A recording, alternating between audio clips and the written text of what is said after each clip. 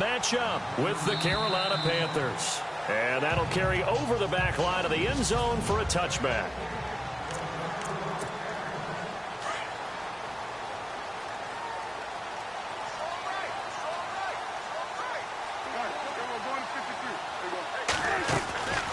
Now a carry for the change of pace back, the rookie Tariq Cohen. And a big collision there as he winds up flat on his back.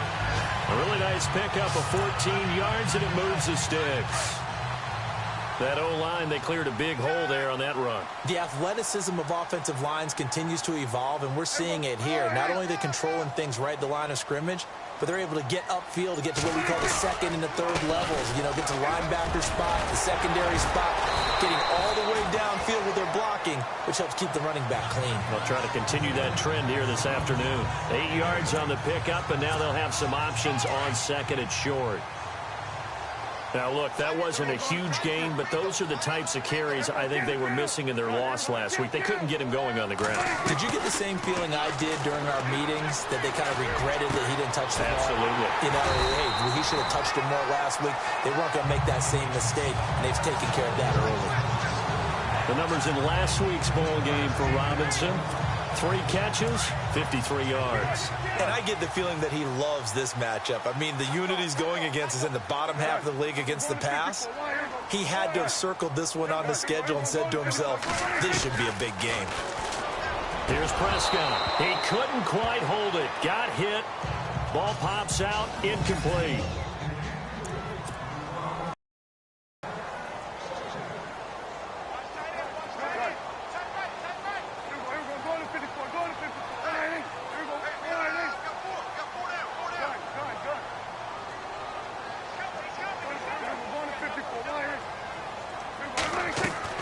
Throwing again, Prescott on 2nd and 10. He's going to dump that off to his running back, Cohen.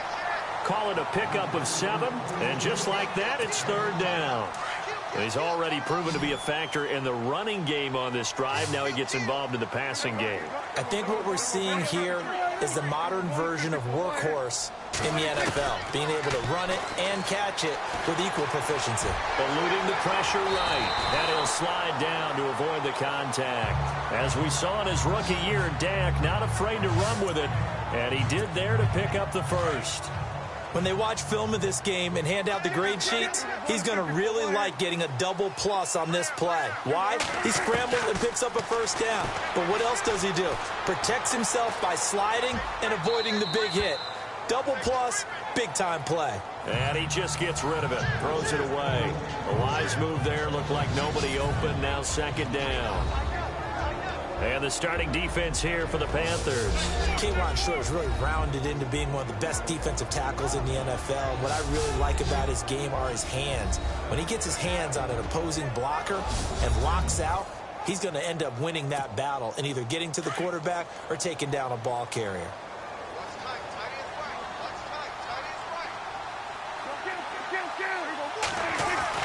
A 2nd down throw for Prescott. Flush to his right. And he'll be out of bounds, taking it just shy of the 10 at the 11 or the 12. The improv act there, good for 9, and now they'll be looking at a 3rd and short, 3rd and 1. Okay, he's not going to get the first down, but this is still a nice job of buying some time and then running to get to the sidelines and get out of bounds and avoid the big hit.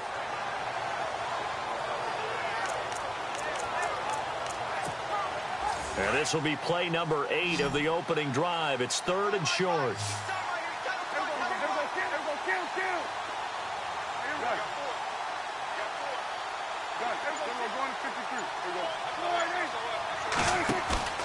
Prescott off play action. They'll leave it for Cohen, complete. And he's able to pick up the first before he's brought down inside the 5 at the 4.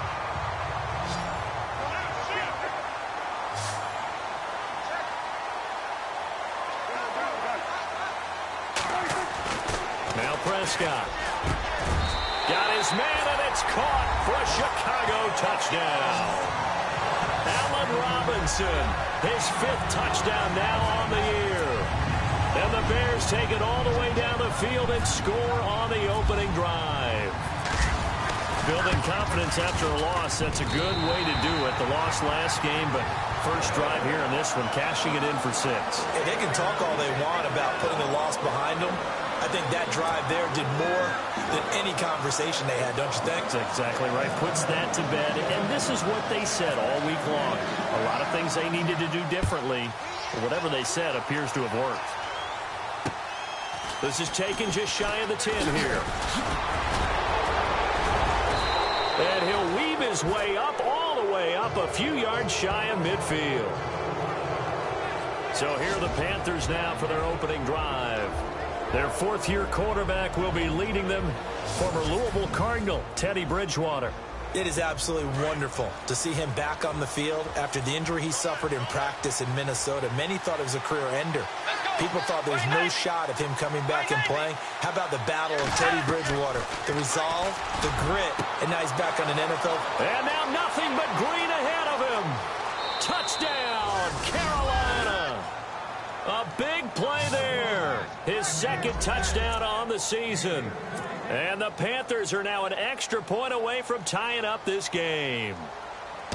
Great corner route there. Not only able to catch it, turn it upfield, and get into the end zone. It usually involves a little bit of an extra move, doesn't it? You've got to get them thinking that you're moving to the middle of the field and you're breaking away to that corner.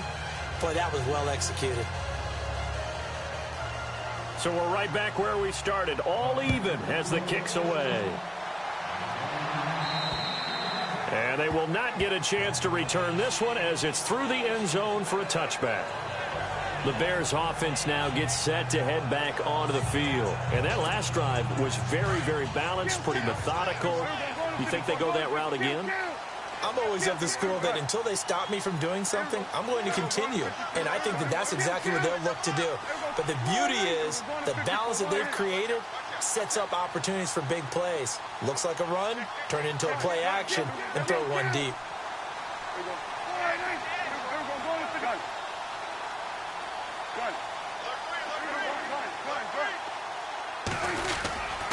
They'll start things on first with Torrey Cohen. Broke a tackle, but not much room there ultimately. Just up past the 25 and no further. Credit him with a 1-yard gain there to make it 2nd and 9. Nice job by that defensive front there to hold him to a short gain on first down. Well played, I must say. Yeah, only getting 1 yard. There was no room to run. And incomplete there. A nice hit. Jars the ball free and brings up 3rd down. And on 3rd down, a nickel formation here defensively. Out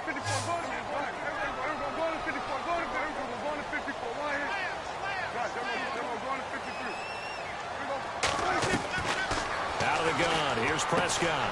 Throwing the out route incomplete. That's Gordon. And the athleticism on the spin move allows him to pick up the first before he's brought down. They get 9 out of that one, and as a result, the drive continues. They'll need to get the play off quickly. They'll run it now out of the gun. And he's got it up over the 40 to the 41. He'll get a nice chunk there on the first down run, and it's 2nd and 4. Let's talk a little football 101 here, because one of the keys to advancing the ball downfield, success on first down. Huge difference, as we know, between 2nd and 4 and 2nd and 8 and 9.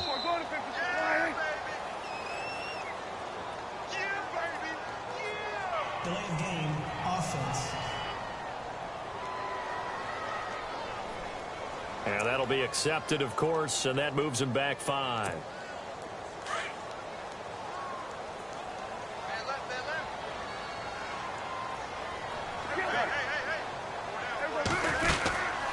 Again, it's Cohen.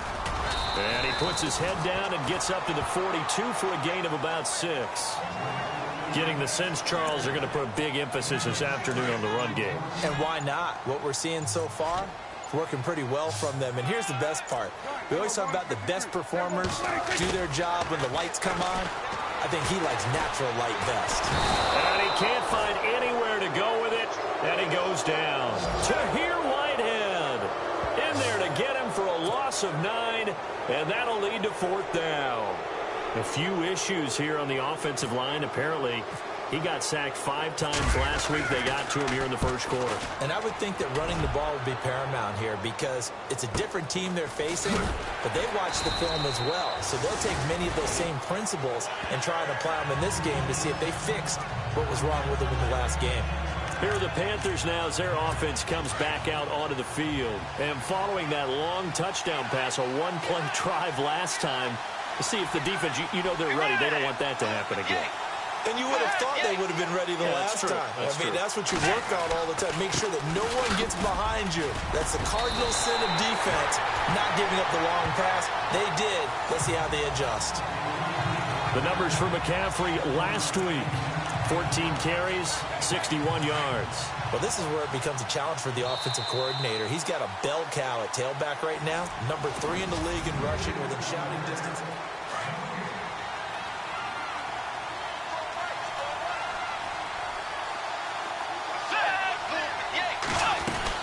On second down, McCaffrey. That is not going to be any help as they dump him behind the line of scrimmage. It's a loss of 2, now third down. Wow, that play got shut down in a hurry. As soon as the snap came, you could see defensively they were just closing in. That was going nowhere. Yeah, you count on your offensive line to give you a little bit of space, a little bit of time so you can make a move. There was none there for him. Throwing middle, and it's complete. And he'll be knocked down sideways. It goes as a gain of 9, and it moves the chains.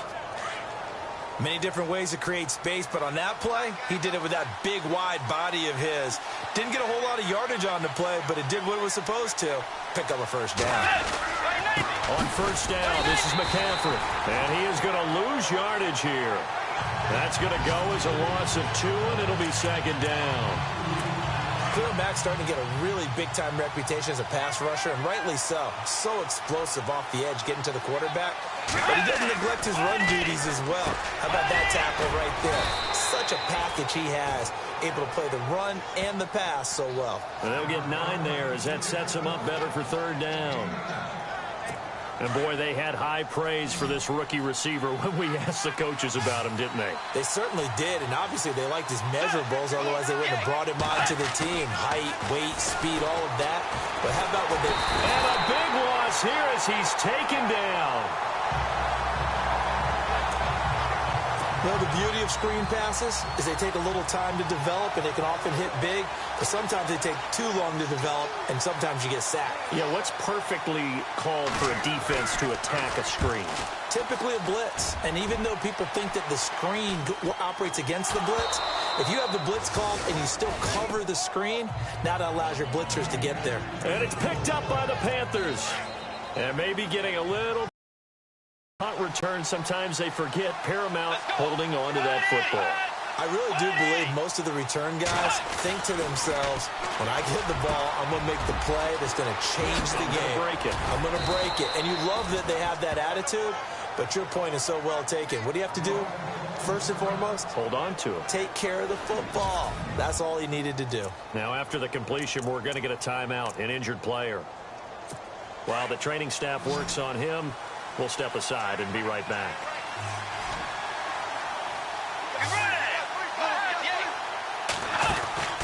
A first down throw for Bridgewater. That's Samuel, caught left side. A good pick up there of 20 yards. And just a small glimpse there as to why they like this rookie so much. And that's why they lit up a little bit in our meetings with the coaching staff, didn't they? Yeah, when we talked about him, they did. Yeah, you know, they like his work ethic. You know, this guy's running every route well in the route tree and getting better at it all the time, really honing his game. And he'll take this into the end zone. Touchdown, Carolina. A great play there with touchdown number 7 on the year. And the Panthers have taken the lead. Solid job up front, really just a solid job all the way around to get that one in. Yeah, that was well executed, wasn't it? Well blocked, well run. End result, 6 points. Touchdown. This will be fielded at the 8. And nice work on the return as they'll start their drive just past the 30-yard line. A reminder later tonight, a game some folks have had circled on their calendars since the schedule came out in April. That's the Super Bowl rematch. Falcons, Charles, at Foxborough to take on the Patriots. Super Bowl 51.5, anyone? Then on Monday night, that's no slouch either. An NFC East battle between the Redskins and the Eagles. Good coverage downfield led to him taking off, picking up the first down on a 13-yard run. Partner, he was going through his progressions. Not there, not there. After about the third one, he decided he better pull it down and run for it. And he slides down and avoids the hit for good measure. A first down throw for Prescott. Flushed out right. His throw incomplete. Allen Robinson, the intended receiver. And it's second down. But one thing that I've liked defensively is that they've shown him a lot of different looks here in the first half. They've come after him. They've sat back. I think that's what you need to do to keep an offense guessing. And they certainly have kept him on their toes. That's why they haven't had much success on the scoreboard. And a good pickup there. He gets about 6 up to midfield. Frustrating for a defense, energizing for an offense. Finding a way to create that type of yardage in your running game, that'll make the guys carrying the ball very, very happy.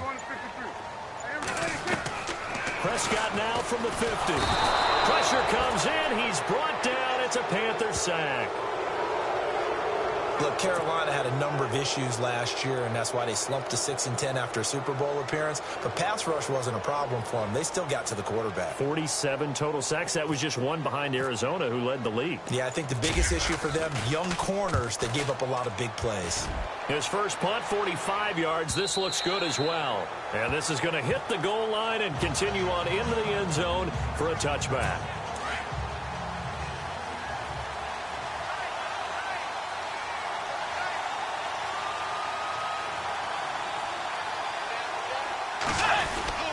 They start on the ground with McCaffrey. And he'll get only a couple up to the 22.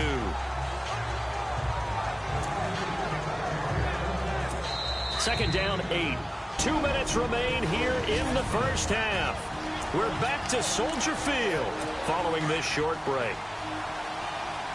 When halftime rolls around in just a bit, we'll send you to Orlando. You will hear the dulcet tones of Mr. Larry Ridley with our EA Sports halftime report. Does dulcet mean good? Yeah, it's just something that broadcasters say. It's got to be good, right? You tell me. Well, it's got to be good if Larry's doing it. And they get him down, but not before he takes it across the 40-yard line.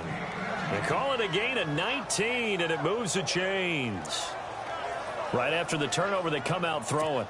And that means it's a sudden change situation. We used to practice it on defense. Sudden change, get out there, stop the offense. But you typically run out there a little bit unsettled. I think that's why he came right out throwing the football, hoping to catch him off balance. And he did. And his throw here is incomplete. Curtis Samuel, the one he was looking for. And that'll bring up second down. Well, too much oomph. Too much mustard there on that pass. They really turned it loose, didn't they? Really cut loose with that one. Sharp, strong. Didn't lead to a completion, though. Made it very difficult. Here's Bridgewater. And that one got tipped. Kind of threw everything off. It brings up third. Feels like they're getting caught in between here because they didn't completions on first and second down. Now you got to worry a little bit about the clock because you prefer not to give them another shot here in the first half. If you don't pick up the first down, guess what? You're likely going to have to. To throw is Bridgewater. And down he goes. The pressure getting to Bridgewater. Khalil Mack in there to get him for sack number 9 now on the year. He was trying to keep his eyes downfield. Nobody came open. He's trying to do everything that he had been taught, right? Every bit of the technique. But if no one's open, there is no technique except make sure you hold on to the ball as you go to the ground when you're getting sacked. So a change of possession here on the punt. And the Bears take over. A look at the running back, the man out of the backfield as he gears up to go again. And a lot of times you talk about establishing the ground game.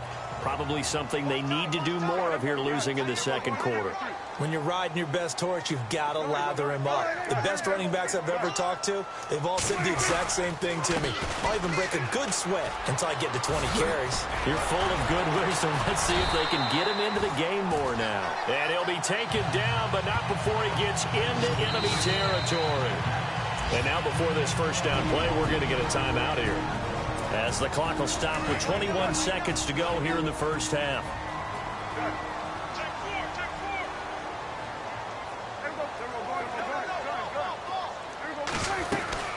They try again with Cohen. And an alley to run.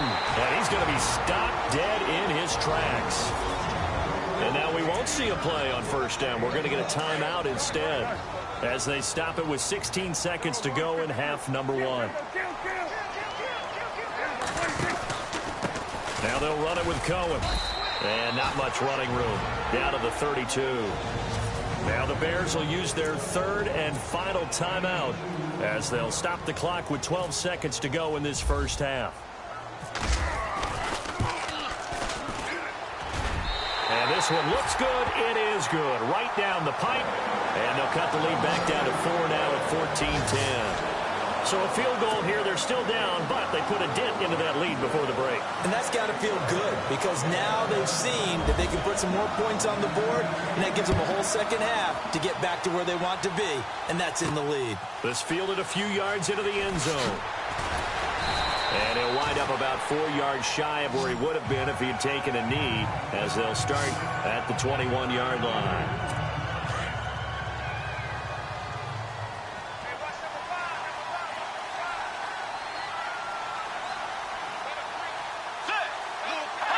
And with time running down, they go down to a knee. So we've reached halftime here in the second half upon us sooner than we bargained for. Let's get to it. These teams are out and ready to go. So both teams have their marching orders, and we'll get going again here in quarter number 3. That's fielded in the end zone. On the NFL scoreboard, second quarter up in Minneapolis. And it's the Ravens that have moved out to an early advantage. We'll keep you updated on that one as it progresses.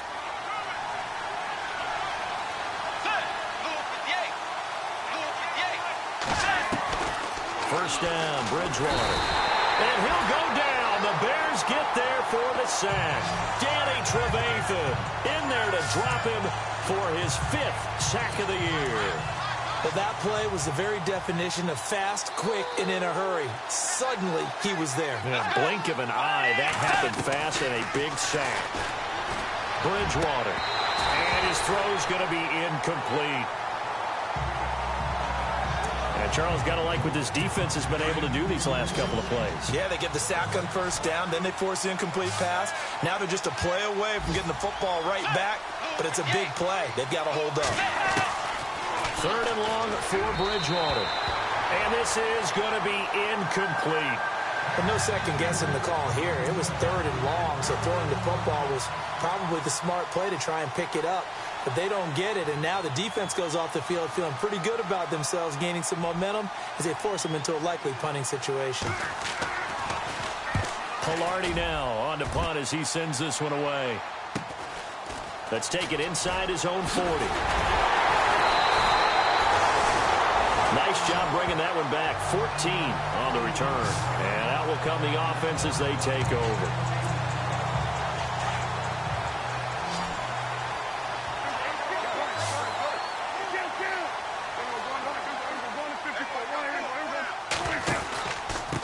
They run. This is Cohen. Brought down, but after we saw a flashy little move, stopped short of the 40. It's a 7-yard carry to set them up with a 2nd and 3.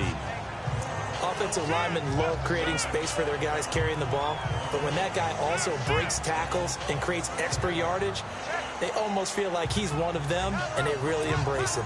And after the play on the ground, that brings up second down here.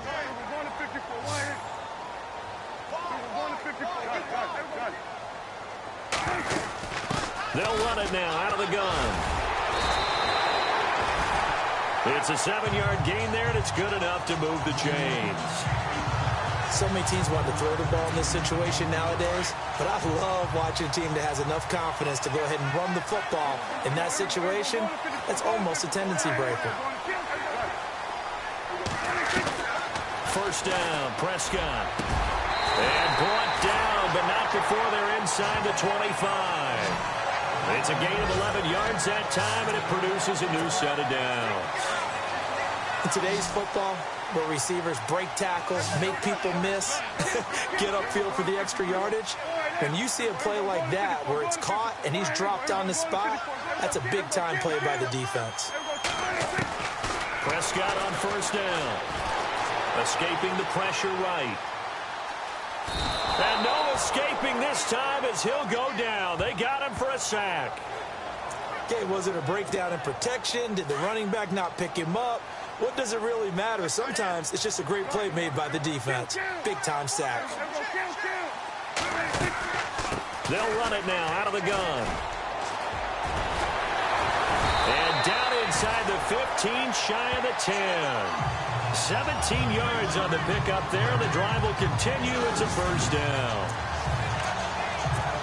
Really good, skillful, tough running throughout this contest. Picked up first down after first down. He's got to have a nickname, doesn't he? How about the human first down machine? I think that fits. To throw is Prescott. And it pops free. The collision there jarred the ball loose and brings up second down. Those throwing windows get a lot tighter near the end zone, don't they? And here's the thing. You already probably have 3 points in your hip pocket. You force a throw here and give up an interception, you come away with nothing. Especially tough in the middle third of the field where he threw that one. And he's going to fight his way forward here for a modest gain. A 6-yard pickup on the ground that time, and that'll make it 3rd and 4 coming up. Boy, where would these guys be without his performance on the ground? That puts him over 100 yards now for the afternoon, and I tell you, he seems to be getting stronger as the day goes along. Prescott forced out to his left. He may try and run for this. Only able to get back a yard for his efforts, and that leads us to 4th down.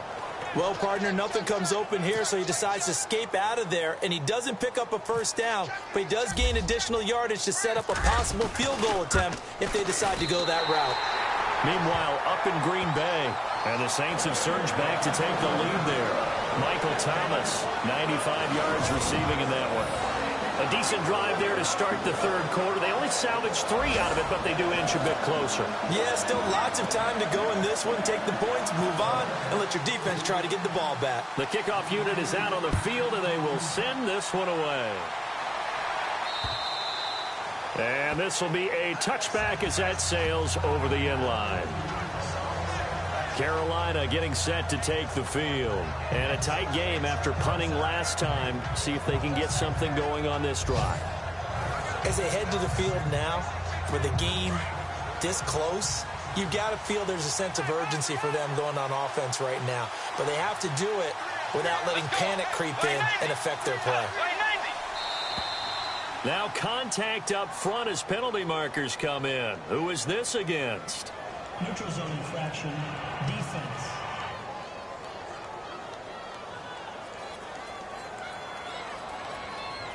Jumpy on the right side of the line. Sometimes when you're on the end, a little bit farther away from the ball, any type of movement will get you to jump, and that's exactly what happened there.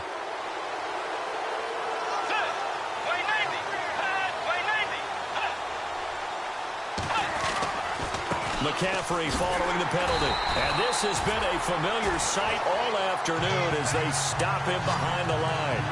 It's a loss of a yard there, and now 2nd down. Well, you had to punt on your first drive, and on the first play of the second drive, you end up going backwards. I would dare say they need something good to happen right here, right now.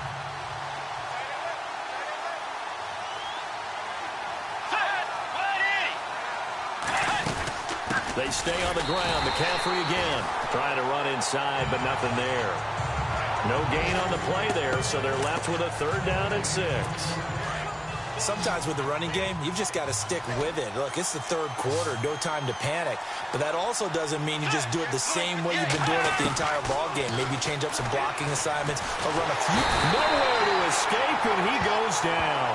Aaron Lynch in there to drop him for his 5th sack of the year.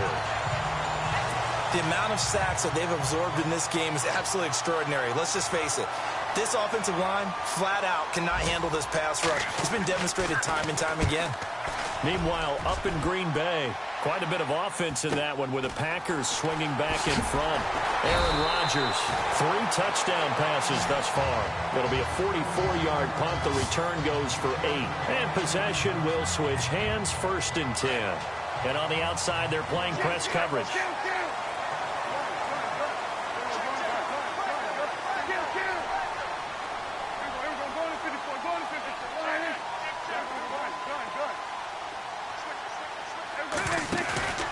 Now a play fake here on 1st down.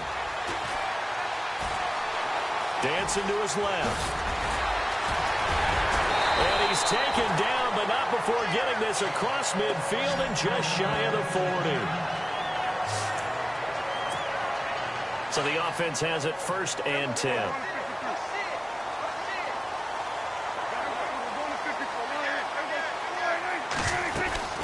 They'll run it now out of the gun. And he'll bring this one inside the 35. A solid run on 1st down. Gain of 7 leaves him with a 2nd and 3.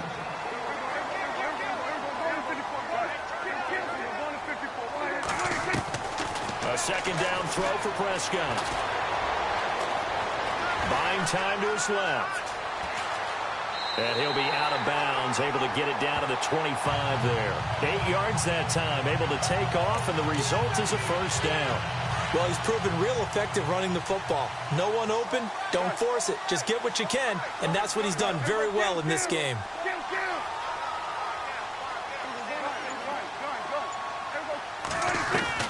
On 1st and 10, Prescott eluding the pressure right. Throw caught right around the 6.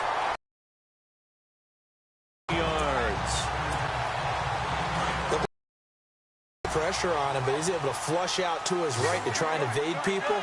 On the run, had to get on his horse. Still accurately throws a nice pass for a 1st down. This one's still anybody's ball game. It's a 1-point dip, so the chains are on their sides. It's 1st and goal from the 6. Looks like the defense in press coverage here. They go play action here on 1st down. Flush to his right. And he'll be brought down right on the edge of the goal line at about the 1-yard line. He'll wind up getting right about 4 there on the scramble, and it's 2nd down.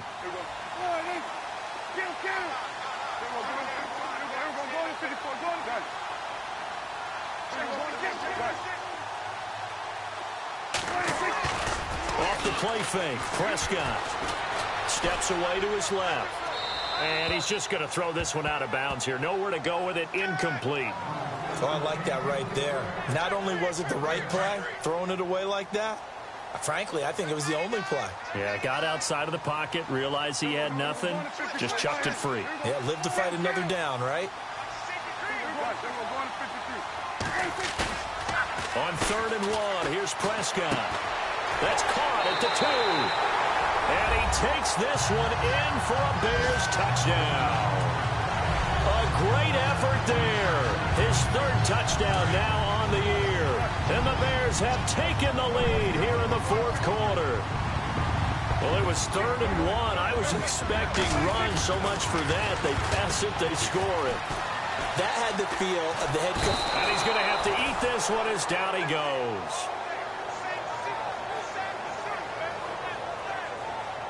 Tried to roll out, make a play out.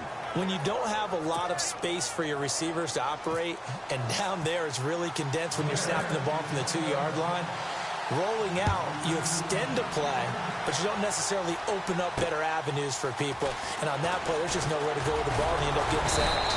And a nice job there as he gets this one up just shy of the 35-yard line at the 34. And onto the field, here come the Panthers. These guys had to punt their last possession, and that's become too familiar of a refrain. Too many of these drives just wound up going nowhere. Well, you know how in baseball, when the pitcher gets a base hit and he's on base, they bring his jacket out to him to keep him warm? A lot of times the punter goes to the sideline, puts on sweatpants or a wrap over his leg to keep it warm.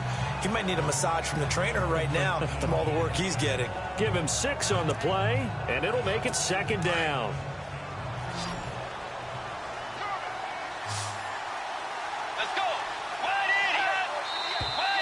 Now whistles. Flag down, and I believe one of the Panthers got moving early. False start, offense. The crowd's not doing that O-line any favors. Home field advantage is really kicking in, making it very difficult for them to hear the snap count. The second down throw for Bridgewater. Over the middle, complete to Samuel. And he'll bring it up here to right at the 40-yard line. It'll be a gain of 6, and they're going to face a third down. The Panthers on third down, just 1 for 5 to this point. This is 3rd and 4.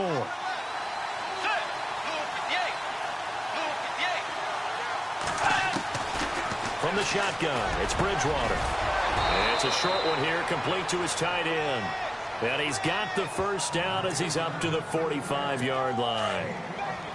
5 yards is the pickup there as that extends this drive. Pretty heavy traffic over the middle on that one, and somehow he emerged with the football. Way to possess it despite all the extra contact and people around him. Touchdown, Carolina! A big play there with his second touchdown of the game, number 8 on the season. And the Panthers have taken the lead here in the 4th. Here we go now as we get set for a big 2-point conversion.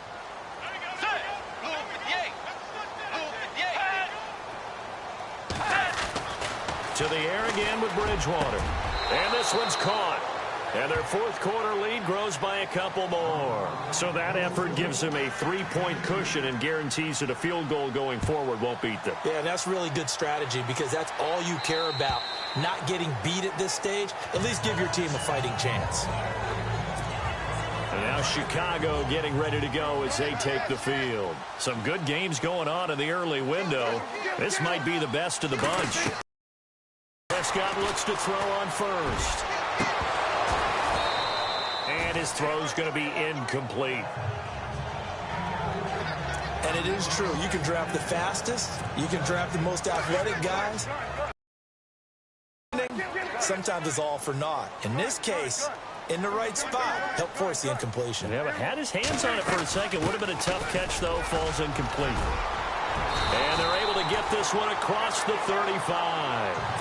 That one goes for 13 yards, and it moves the sticks.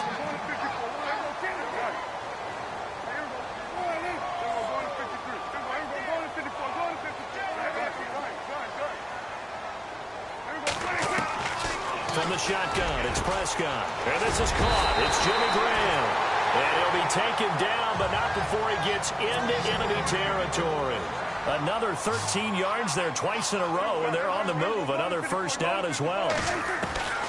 Prescott from the gun. Got his man complete over the middle. It's Gordon. And he gets this inside the 35-yard line. 15 more there, and they're on a roll. It's another first down. They'll run it now out of the gun. And able to push his way forward here for a good little gain. It's a 6-yard pickup, and it gets him to 2nd and 4.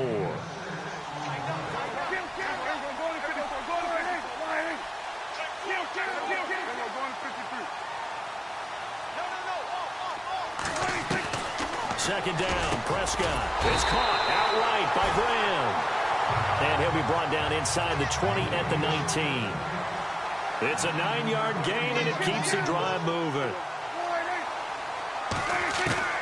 From the red zone now, Prescott. This will be caught just inside the 10. And stopped a few yards shy of the goal line at the 3. That one goes for 16 yards. It sets him up 1st and goal. Play fake. Here's Prescott. And he is going to go down. Back at the 11-yard line. Offense still needing 10 yards. 2nd down.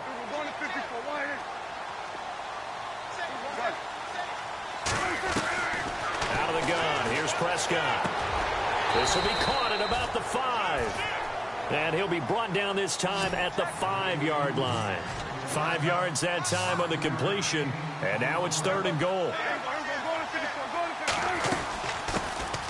They'll run it now out of the gun. And he'll get into the end zone. Touchdown, Chicago. A great play there with with his first career NFL touchdown. And the Bears have taken the lead here in the fourth quarter. And that moment we just saw, always so special for any rookie, the first touchdown of his career. And there's nothing like anticipation, is there? You know he's been dreaming about it, thinking about it. It's been a part of every bit of his being. And finally, it gets done. He's got to feel great right now.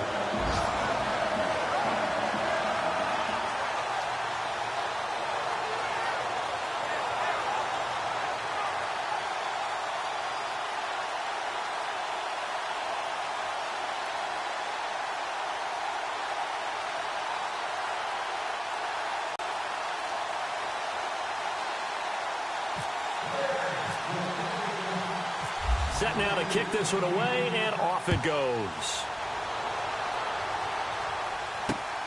This is taken near the 13. And good starting field position. He'll get this one all the way up to about the 35-yard line. Carolina getting set to take the field. And they had to wait a long time to get the football back. Probably not what you were hoping for when you got an offense that's humming. Agreed. What you were looking for is the defense get the ball back pretty quickly, right? Hoping for a 3-and-out. So that didn't happen.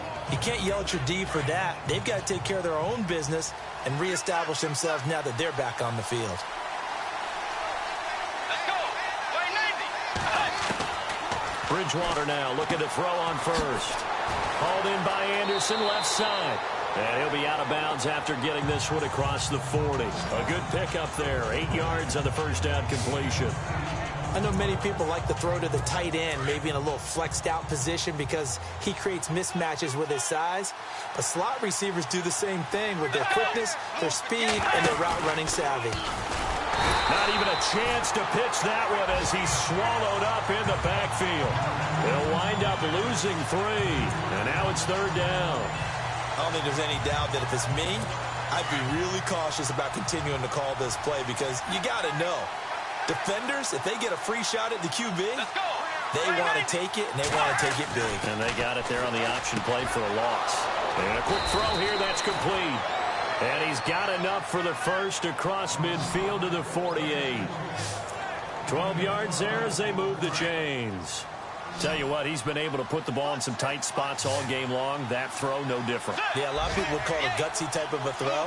I think he looks at it as, I can do it, so it's not that big of a deal to me. I'm going to keep firing. Throw left side complete. That's Anderson.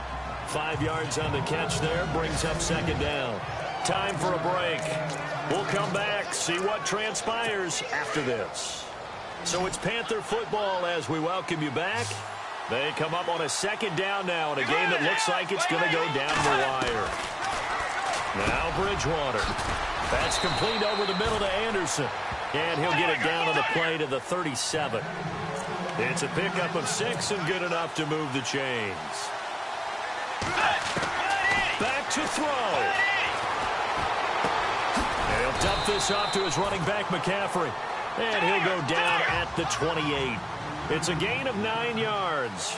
And it'll be second and about a yard to go for the first. They'll look to throw. And some room to work. And he will avoid the contact as he slides to a stop. They get 5 out of that one, and it moves the chains. First down now, but the clock continues to move.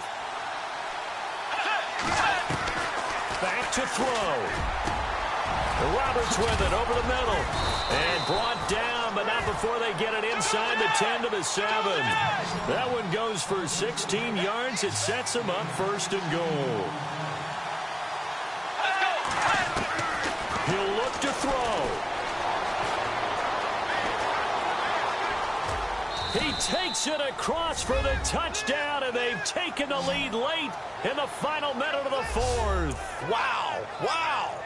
Wow. I know it's a never say never situation, but to me, that looks like that's the one that's going to finish them off. A score that puts them in front here late, but now you got to rally your kick team, don't you, and say the last thing we need is a big return. And what happens is guys get overeager, get out of their lane because they're so excited they want to make the last tackle. You mess up, could come back at you a long way. And this will not be returnable. It's out of the back of the end zone for a touchback.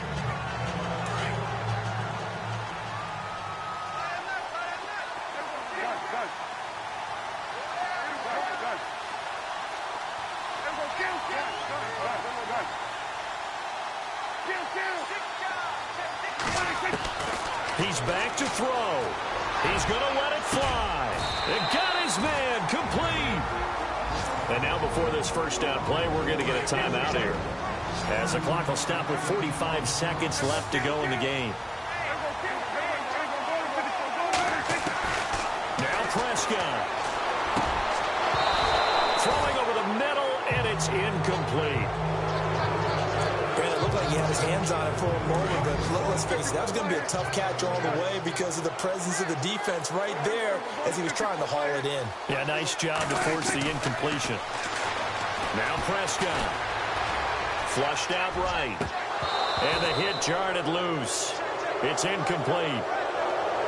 Third and long coming up. Defensively, you pressure the quarterback or drape all over the passing lane? Yes, that's exactly what you do. It's both because they're not mutually exclusive. They may have been at one time in football, but not anymore.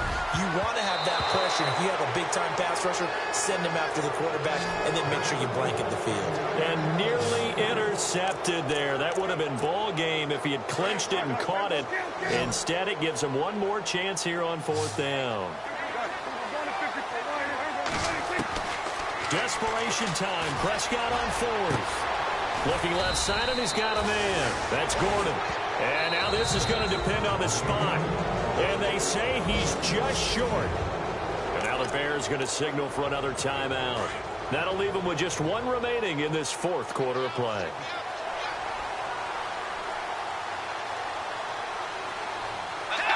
The Panthers down to a knee out of the victory formation.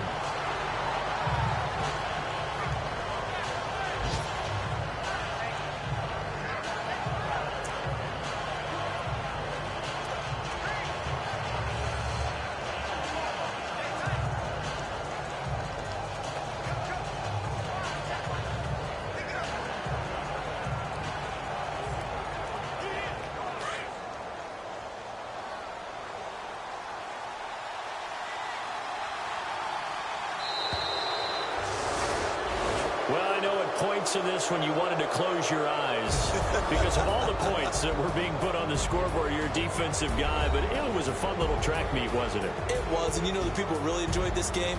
They're the ones that like going to batting practice at the Major League Baseball parks, right? Seeing the 14-11 game, that sort of deal, that's right up their alley.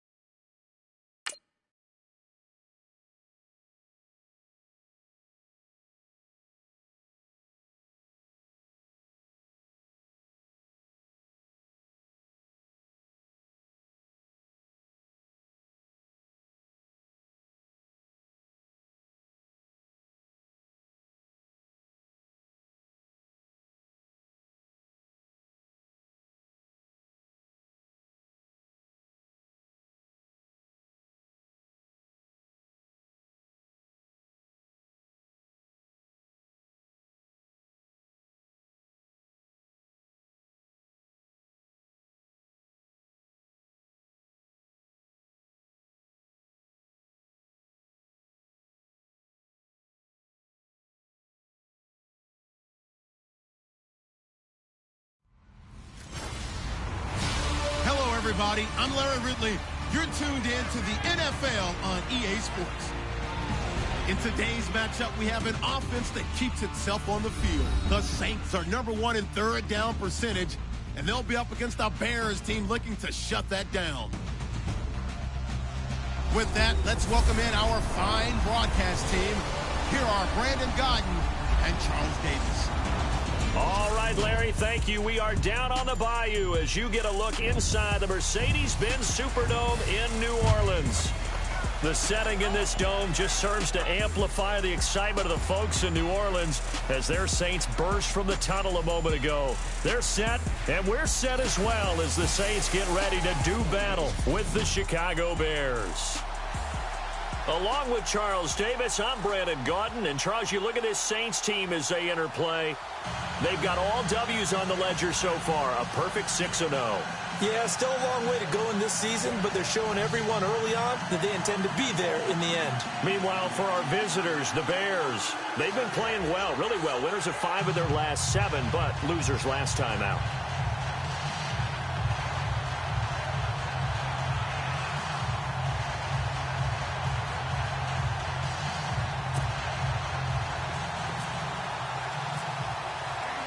Both of these teams about to reach the halfway point of this NFL season, and we're underway on EA Sports. That'll be taken in the end zone.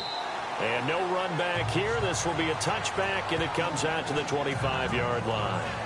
And here come the Saints for their opening drive. Leading them out, one of the all-time greats. Hard to believe in his 17th season now, Drew Brees. I know teams always talk about having a 24-hour rule after a game, and eventually we end up rolling our eyes. But it works both ways, right? 24 hours if you win, 24 if you lose. But, boy, it's a fun 24 when you win the game. And you win NFC Offensive Player of the Week, isn't it? Absolutely. And he's taken down, but not before he gets this into enemy territory across the 40. There will always be a place for methodically marching the ball downfield. But when you can pick it up in big chunks and strike like that, have explosive plays, that's often the difference in winning and losing. Those types of plays that can knock a defense off balance, that'll drive a team towards a victory. 5 yards on the catch there, brings up second down. 5 yards left for the offense. It's second down.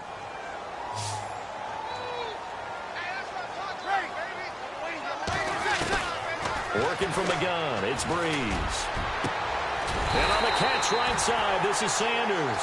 And down inside the 15 he goes. And the play goes for 19 yards, gives him a new set of downs.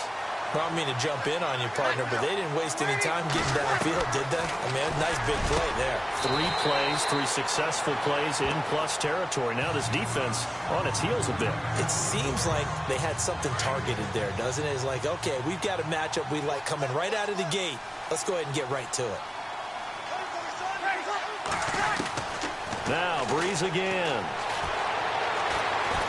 And no escaping this time as he'll go down. They got him for a sack. Aaron Lynch in there to get him, and that's sack number 6 for him on the year. Well, this has been a pretty sizable drive. They've had some success. Finally, the defensive coordinator found some success of his own. I think he just simply said enough of that. Okay, they've moved the ball well. We need to force the issue from our end, and that's exactly what he did. I think that was a good job there defensively. They did allow him to drive all the way downfield, but once they got their backs to the goal line, they really turned up the pressure. Yeah, they let him get all the way down here. Now the field shrinks. They've struggled to convert, and that last incompletion brings up 4th.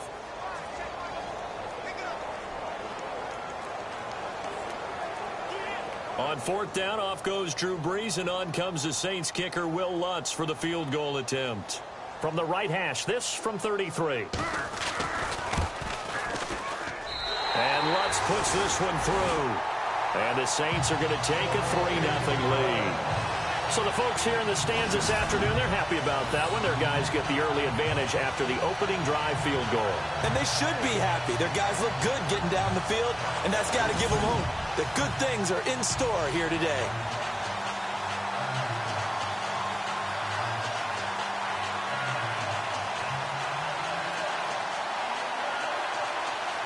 Morstead, the punter, out to kick it off.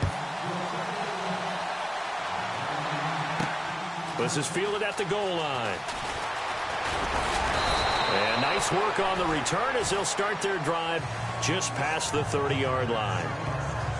So here are the Bears now for their opening drive. They'll be led out by Dak Prescott, the 135th pick of the draft back in 2016 from Mississippi State. And I'll bet right now just one thought in his mind. Win the game, yeah. Oh, yeah, without a doubt. He played pretty well. I mean, he didn't turn over the ball in terms of interceptions, no, right? 2 touchdown passes last week. 2 touchdown passes, but when your team doesn't win, that's just hollow. And the best quarterbacks don't care about anything but whether or not their team won.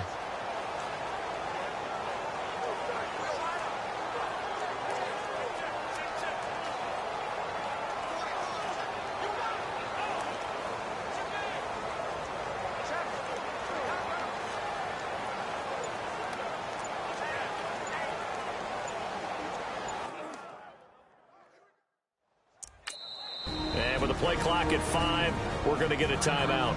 They'll have 2 remaining as we step aside here.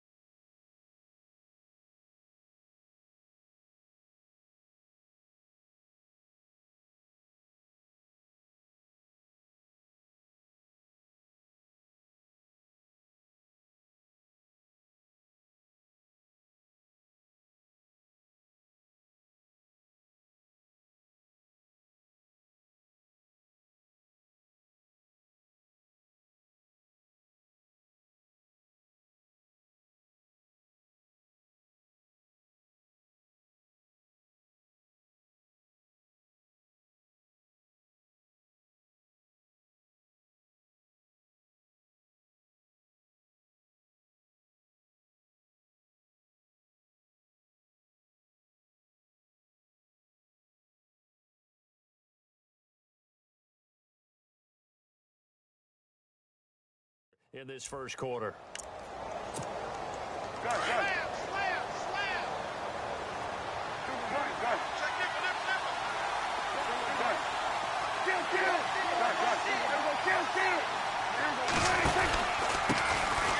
This is Cohen.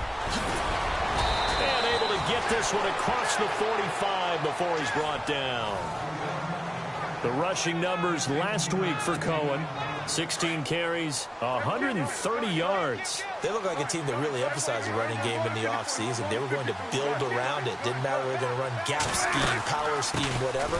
They've got a runner who finds yardage if you give him just a little bit of space. And nothing doing. He's immediately taken down at the line of scrimmage. Clock rolling as we hit the midway point of this first quarter.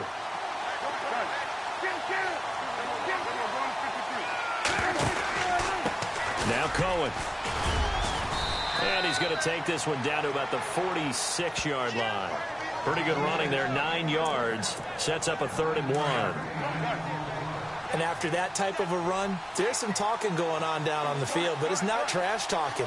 The guy who just carried the ball, He's going back and telling his offensive line, great job, keep it up, and we'll break that one soon. Now Prescott. And Robinson with a big catch. And he gets this one all the way down inside the 20-yard line. A big third down conversion with a gain of 28. But we're used to seeing the guy that you consider the number one receiver double covered. But how about this guy? He's double covered and finds a way to make the play for a first down. That's how you increase your bet. And he is in. Touchdown, Chicago. Josh Gordon, his third touchdown now on the year. And the Bears have taken the early lead. And this is up and good to make it 7-3.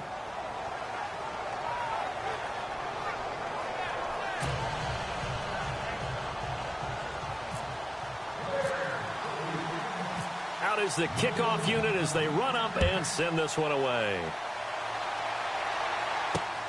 This will be taken in at the 1.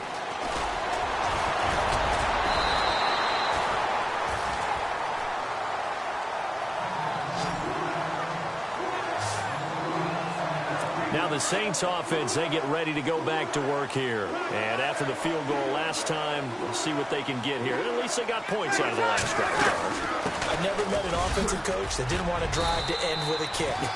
Most of them wanted to end with a PAT, right? In this case, a field goal, they'll take it. Way better than the alternative, which is a punt. Yeah, but you've met fan bases that wanted that, that weren't happy with that field goal. I haven't met a fan base yet that wants to drive to end with a kick, other than the extra point. That's it. On second down, Kamara. And hit behind the line. He lost the football. It's loose. And this is picked up by the Bears. And he's into the end zone. Touchdown, Bears. And maybe that's the perils of being a rookie running back in the NFL. I mean, look, it's not easy to hold on to the ball at any level with these talented guys. But in this league, you can learn a lesson early. Without a doubt, and what a tough reminder for any running back, especially a rookie. The things you got away with in college probably won't work so well in the NFL.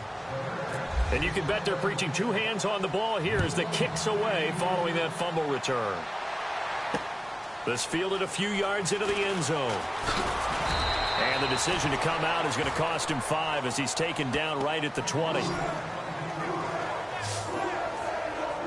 Out is the Saints offense now as they get ready to take over here.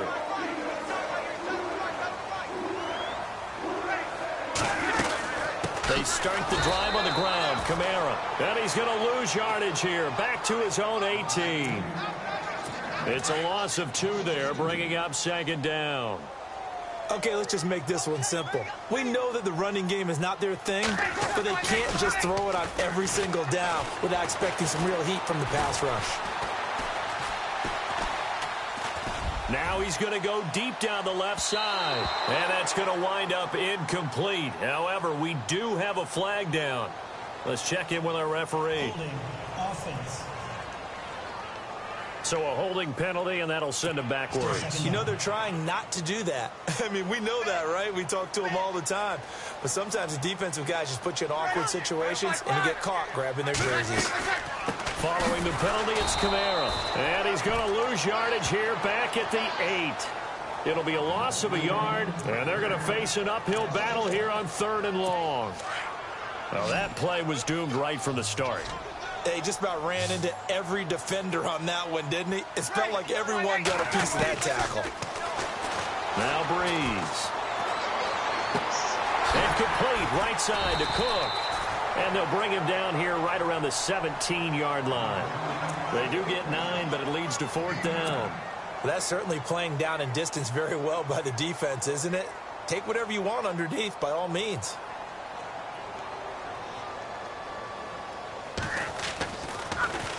They only punted twice in the win last week as he gets this one away. But fortunately, he's able to recover his own fumble, or that could have been trouble.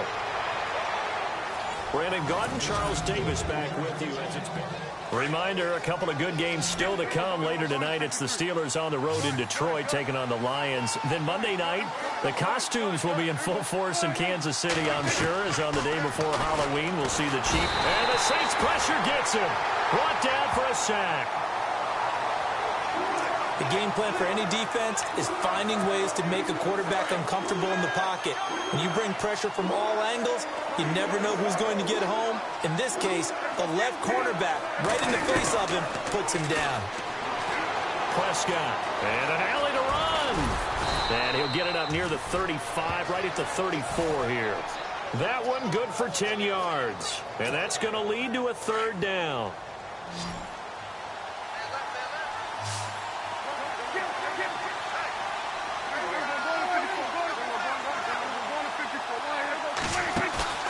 Off the play fake, Prescott.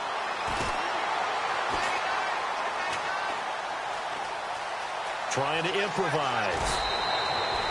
It's another 10 yards on that one and another first down. Now that definitely hurts because the mindset is getting a 3 and out there, and they don't get it done. They give up the scramble and a pickup for a first down. Prescott looks to throw on first. And no escaping this time as he'll go down. They got him for a sack. Defensive end gets in there that time. They were in a 4-3. What's the responsibility, the ends versus the tackles there, Charles? Well, most of the time when you talk about the ends, they're your pass rushers. They're the guys that you turn loose to try and get to the guy who's going to throw the football. The tackles, usually more of the run-stuffing variety. But the way this game is advanced, you're wanting a little bit of everything out of all of your guys. But let's just go ahead and break it down and make it simple. The guy who's a right defensive end versus a right-handed quarterback, that's the blind side. He's going. And he's going to go down again. Well, they go play fake. The problem is nobody was faked out. And when no one's faked out, what's the end result? Quarterback gets hit. On play action, Prescott. He's going to let this one go deep. So they took a shot there on third down, couldn't get it. Now it's 4. Here's Pat O'Donnell to punt in his 4th year from Miami as he's on to punt for the first time this afternoon.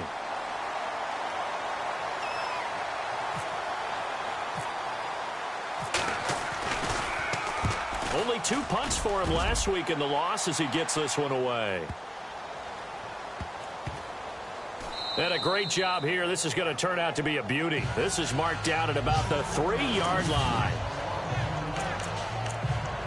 And now the Saints get set to trot out there. They're going to have to go at least 50, 60 yards here if they want to ensure that they don't have to punt the ball like they did last time. Yeah, so what you're saying is we're not playing to just get out of the shadow of your own goal line, right? You're playing to make sure the punter doesn't see the field again. So it's not picking up a couple of first downs. You want to pick up 5 or 6 first downs and make sure you move the ball into their territory.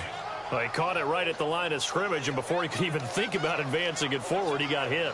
Great tackling, because that's what you're taught. Don't give up yards after the catch, and most offenses make a living off of yards after catch. Those hidden yards that may not go into the score sheet, but they count big for moving the ball and stretching the field. Really nice open field tackle. Well, he hasn't made much of an impact in the running game thus far, and after that last run, not much is going to change in that area. He hasn't been able to get anything going, and really the offensive line not helping him much. And they'll mark him down right around the 9, just shy of the 10.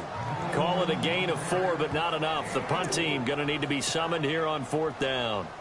Here's Thomas Morstead now. On for his second punt. He'd take a repeat of his first. He gets this one away, and boy, it's another boomer. That's pulled in at the 32.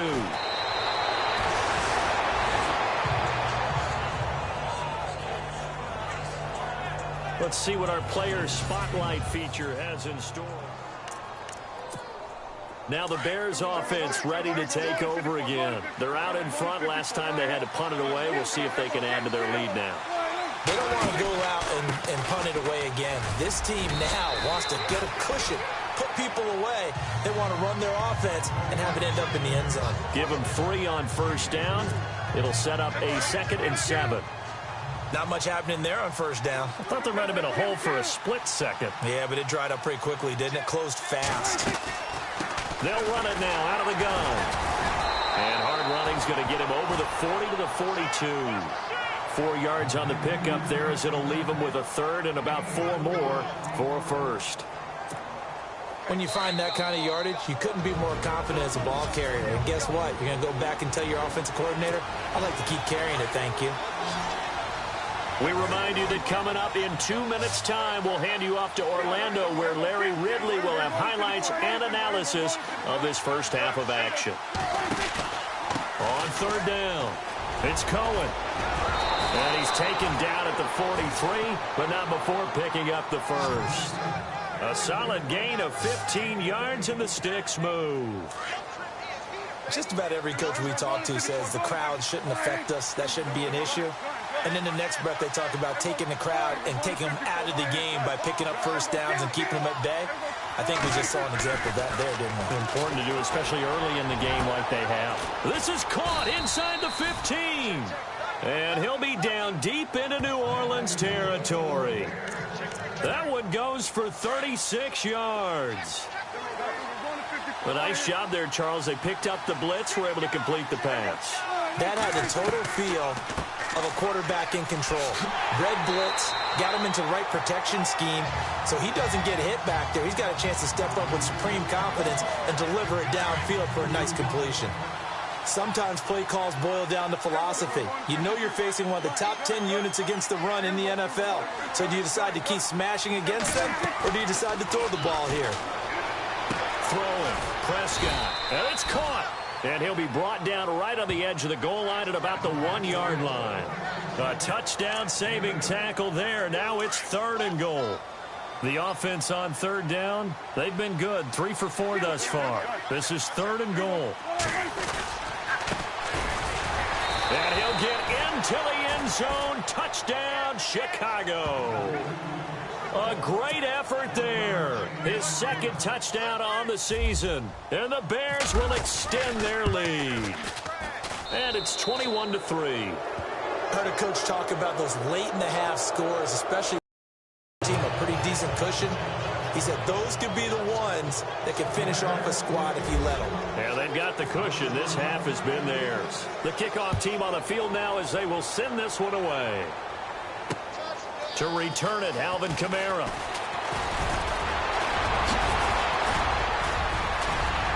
And he gets him set up near midfield for the moment. But with that penalty marker down, I don't know if it's going to hold. Return team. So that will push him back. And now we know why I had a little extra space to run, don't we? An illegal block in the back, that penalty will move them back.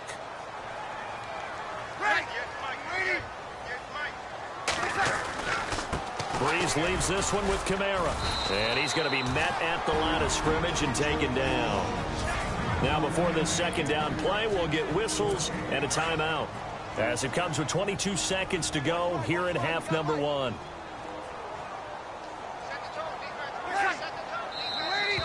Now flags will come in. I think this one's going to be on the defense for jumping. Encroachment, defense.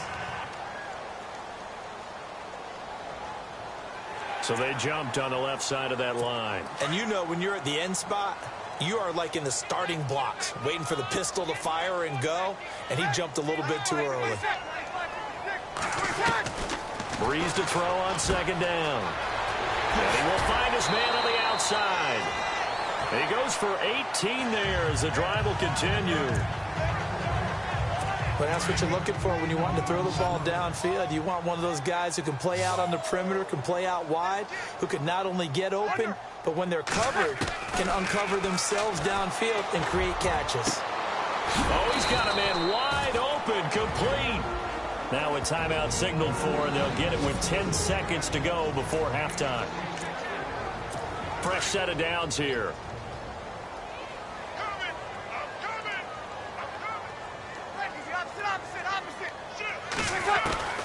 Shotgun now for Breeze. Throw left side complete. It's Murray. And he'll take it into the end zone for the Saints touchdown. Latavius Murray in the final seconds of the first half. And the Saints make some inroads here to that deficit. Terrific. Touchdown. I know we've got a game now. Yeah, I think anytime you go to the second half down just 1 or 2 scores, you feel not where you want to be, but in a pretty good spot. And I think for most teams, when they go into the half in this situation, it's not a lot of adjusting going on. It's much more, all right, guys, let's just play a little bit better than we did in the first half. So that drive, 4 plays. And it ends with a touchdown for New Orleans. Morstead, the punter, out to kick it off. Fielded about a yard deep. So we reach halftime with the visiting Bears out on top here. Well, why don't we hold off on the halftime update after all? Seems like everyone's ready to go here for the second half in Week 8 in the NFL. This will be taken in at the 1. And a pretty good return here. He'll be stopped just shy of the 25 at the 24-yard line. So here's the Bears offense now as they get set to start this third quarter. They built a good first half lead. Now they have a chance to add on to it. And what I'm thinking is that the offensive staff spent the entire halftime just working with them on, here's what we think they're going to do to attack us in the second half. Nice first half that we've had, guys, but be prepared for some change-ups. We're going to see them when we kick it off in the second half. See how they handle any adjustments that might be made defensively. They give them 13 yards there on the play and a fresh set of downs.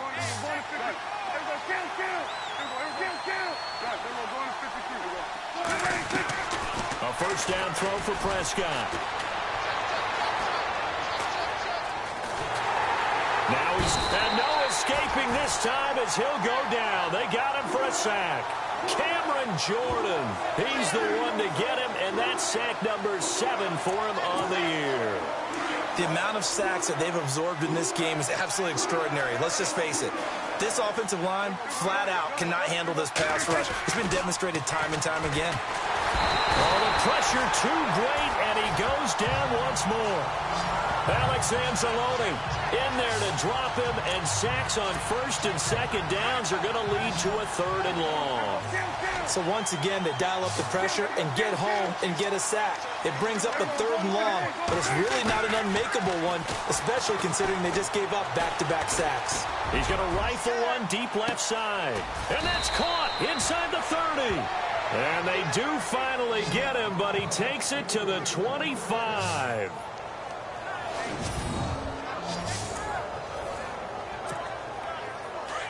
Looking to jam the receivers at the line here. Press coverage look defensively.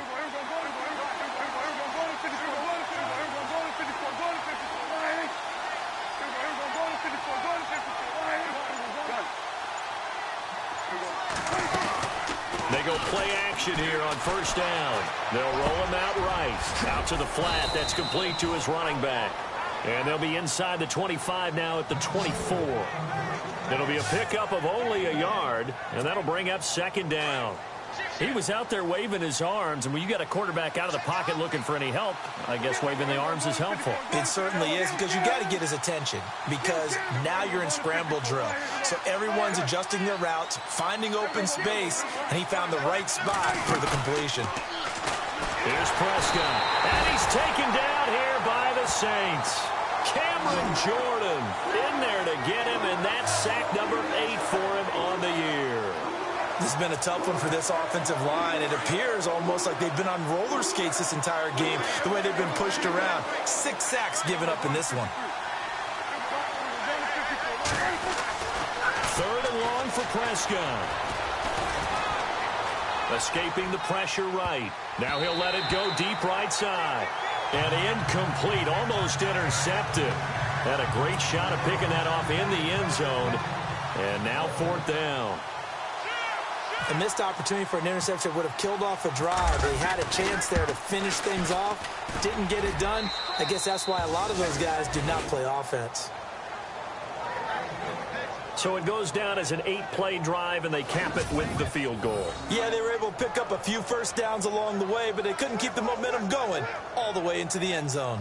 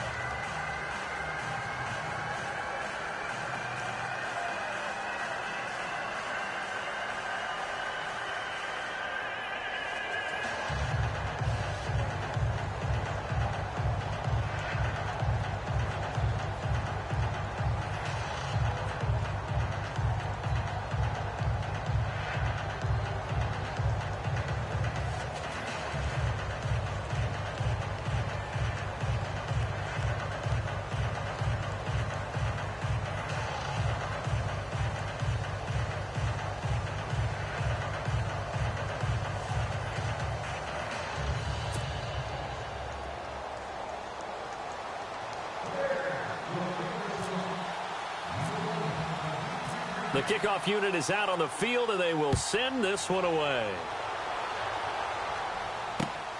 This one fielded at the 5. And he will be marked out right there at the 20-yard line.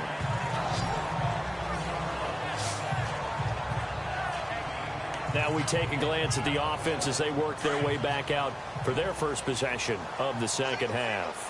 They're down in this game. A chance for the offense, though, to put something on the board, get some momentum here in half two. Try and get things kick-started for them. And you know at the half, they discussed how they were going to get that done. This is where scripting comes into play a lot of the time. How many plays do you script coming out of the second half? Most of the time in the first half, you're scripting 12 to 16. I think in the second half, you're really scripting more like 8 to 10. Kind of a starter or an opener, whatever terminology they use. Just something to get you off to a quick start.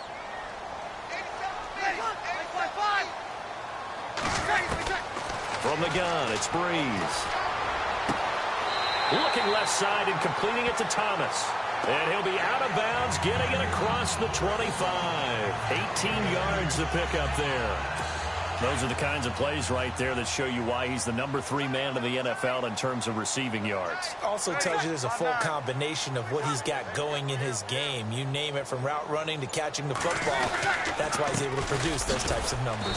Kamara, and he'll be brought down right at the 30 here. 2 yards on the pickup there, but it's enough to give him a new set of downs. I'd say they've got to find a way to get him going. He's such a big part of their offense. I wonder if they might throw it a little and come back to the run. Anything, because you're right, he's pretty much been completely neutralized. Staying on the ground on first with Kamara. And he's not even able to get back to the line of scrimmage. Now there's also a flag down, and it's in the area of holding. Offense.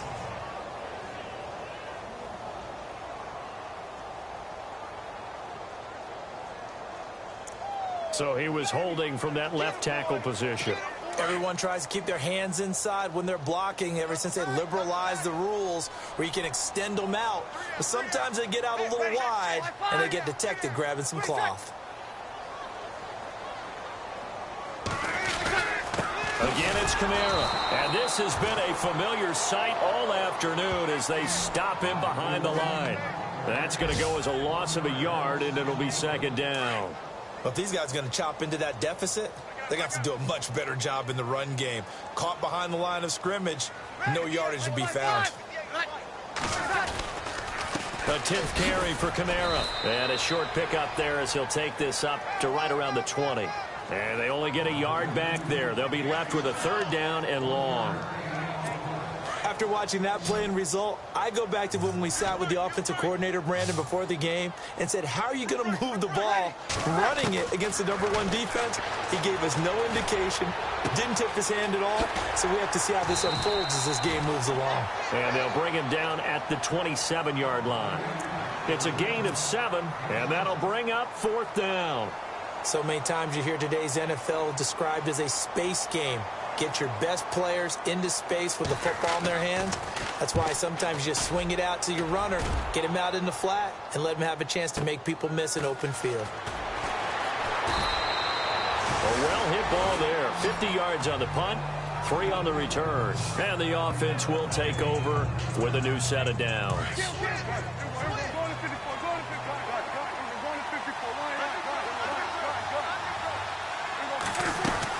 They'll start with a give to Cohen. And a nice run past the 30-yard line there.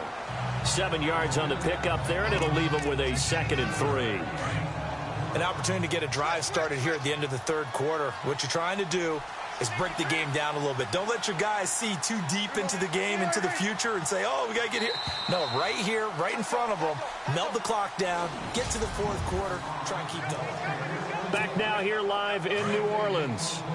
It's Bears football here. They also have the lead as well as we begin quarter number 4. They'll run it now out of the gun. And he'll scratch out only about a yard up to the 32.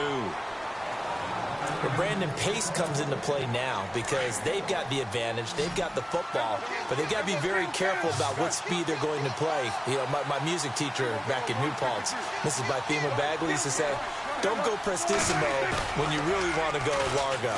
And what she meant by that is don't go too fast when you really want to go at a nice, slow, deliberate pace. I am speechless. I am without speech. 8 yards that time, able to take off, and the result is a first down. That is an absolute backbreaker. That was a design passing play, wasn't a draw. You think you got him stopped, good coverage downfield, and he's able to pick up the first with his legs. Defensively, that kicks into your psyche and hurts a little bit, doesn't it? It certainly does, and here's the thing.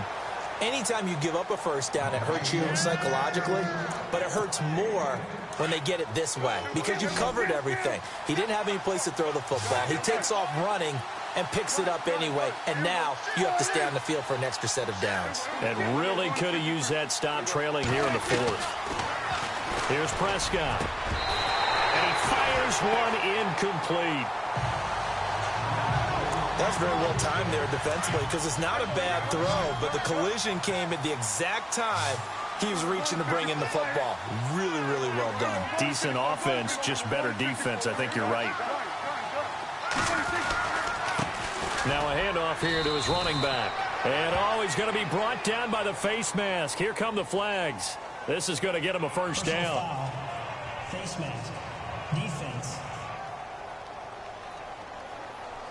They're down here in the fourth, and that personal foul penalty is not going to help. No, in these types of situations, players will tell you that's extra intensity. From where we sit, it's actually frustration, not a good play. And on the outside, they're playing press coverage. Now a play fake here on first down. And he rifles one incomplete. I know our vantage point might be a little bit better way up here, but that looked like an ill-advised throw to me. I didn't see anything open, and this play just didn't look right from the beginning. It did not. I thought he might get outside and just chuck it away. Dangerous pass, incomplete.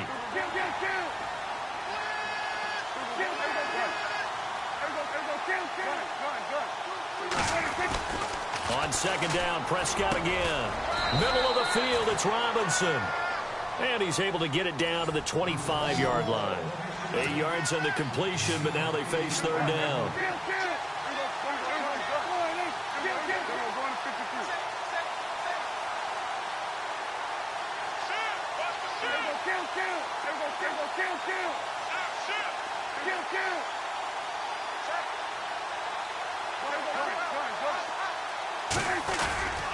On third down, that's Cohen. Call it no gain there, and it leads to a fourth down. He's fumbled already once, Charles. I'm not going to say that that was in his mind there, but I'm sure that during some of these plays he is mindful of it. And once you fumble the ball, you know what your team tells you and your coaching staff? Take care of it. Rest of the game. And it does get in your mind a little bit, and sometimes that slows down your effort in trying to get free from tacklers. And the defenders know it, too. They sniff that out, don't they? Everybody wants to swarm the football. You know the rule is first guy hold up the runner, everyone else try and get there and strip the ball free. That's fielded in the end zone. And a couple yards deep, he'll go to a knee. He won't return it. And they'll take it out to the 25.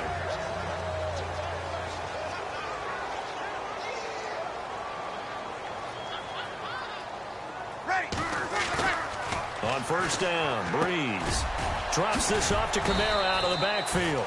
And he'll get it up near the 35, right at the 34 here. It'll be a gain of 9, and it'll be second and about a yard. Decent start to the drive, but let's face it, they need a lot of things to go right in a short amount of time, down 3 scores. Yeah, they're going to run their 2-minute offense here in this game, but this is for future games. Into heavy traffic, and it's intercepted. Picked off by Danny Trevathan, and his guys are going to take over at the 34-yard line. Well, this defensive pressure has been constant all game long. The pass rush, the coverage, they've all been excellent, and now they'll tack on an interception here as this one continues to slip just further and further out of hand. He'll rifle this one deep right side. And a scary incompletion, almost picked off. It would have been their first INT of the game. Instead, second down. So they just got the football on an interception. They almost gave it right back the same way. And, you know, when you look over to the bench after that type of a play, number one is pure relief. Didn't give it up. But it's not the coach you're worried about yelling at you. It's those guys on defense who just intercepted the pass who want to break over there. Hey, take care of the football, man.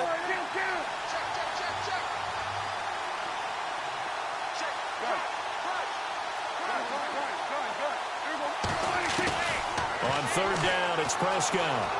eluding the pressure right. And he'll slide down to avoid the tackle. Give him 8 yards that time on the scramble, and now 4th down. So this was a case of better safe than sorry. All the receivers were locked up, so he had to try and run for it, but he ended up having to slide short of the marker. And Santos able to put this one up and through. It's good, and that will extend their lead even further. So it's 3 more points, and that widens things out even further here in the 4th. Hey, in this league, you can never have too much. So if you're in range, grab the 3 whenever you can. Fielded about a yard deep. And his guys are going to start their drive right at the 20-yard line. Out onto the field comes New Orleans. And following the interception, just any interception, are you a little bit more cautious when you start that next drive, or no, you just throw that out the window? I think you are. I don't think that there's any way you can run back out there and go, totally didn't affect me. Let's just go ahead and be loose with the football again. You're going to take care of it, but you have to be careful about being too cautious because now you can't run any offense at all. Still want to attack. We'll see how they attack them here. You cannot write these guys off just yet, not with a quarterback like that under center. You mean it actually crossed your mind with him running the team that you could actually maybe write this game off? Not yet. Not a chance. Not with him. We've seen it too many times. Call it a gain of 3, and that'll make this a 2nd down. One thing I think that's safe to say defensively, the tackling's been really good.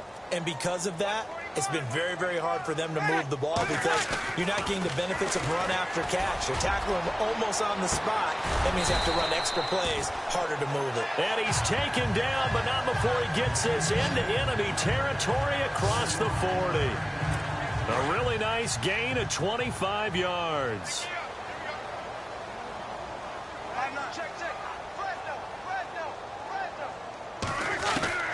Breeze now on 1st down. Over the middle, it's Jared Cook. And he's going to get this inside the 30. Time for a break. So it's Saints football as we get you reset. They've got a 1st and 10 as they search for a late score. Throwing on 1st down is Breeze. Powering his way forward. Oh, a scrap for the football, and he's going to come down with it. Another big hitter there. This one good for 18. Clock management definitely critical here if they want to get back in this game. Absolutely agreed. They have to up the tempo in this case, down a couple of scores. Want to make sure they have a chance to win this ball game. Now Breeze. This will be caught at about the 6. And he's going to be brought down just shy of the 5 at the 6. 3 yards is the gain that time. 2nd and goal. Breeze going to throw. And oh, not only did he drop it, he dropped it in the end zone. Another wayward pass. You know, things started out poorly in this game, and to be frank, they just really haven't gotten much better. And all that does is embolden a secondary. They feel good about what's going on, and they just play better and better. And it's intercepted at the goal line. Picked off by Buster Screen. And look out, I think he's going to go. He's at the 50, 30, past the 20.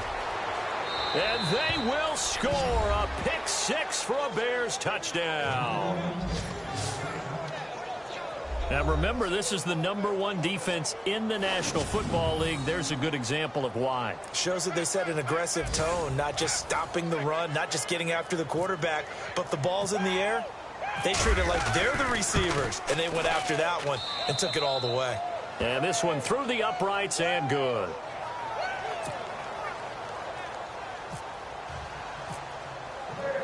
So they'll get another shot on offense following that pick 6. And now the kick is away. This is fielded a couple yards deep. And he'll take this up past the 20 and down at the 22-yard line. Back out onto the field now comes the New Orleans offense. They've lost this one. Their offense has struggled. Do they try to put together something here at the end just to take into next week? Yeah, sometimes teams want to do that and coaches want to. I remember one time I was on a team and we were losing late in the game like this, and you knew it was lost. It was over, right? And the coach called a running play and pretty much said to everyone, I want to see something executed well before we get out of here. And that was the message to the team. Just something to build on. Just something to build on, get it done, and maybe we can look at that and say, we'll get better as we go forward. Well, they're slinging it, and then there's one you got to put a timer on, huh? I mean, that one came in hot. That came in hot, but overthrown, out of his reach, and incomplete.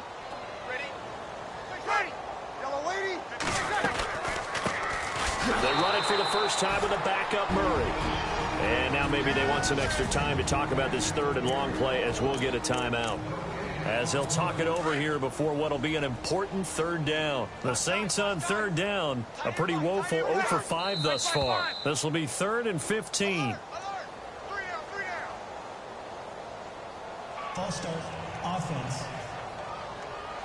That's going to set them back 5 yards. The Saints on third down, a pretty woeful 0 for 5 thus far. This will be 3rd and a mile.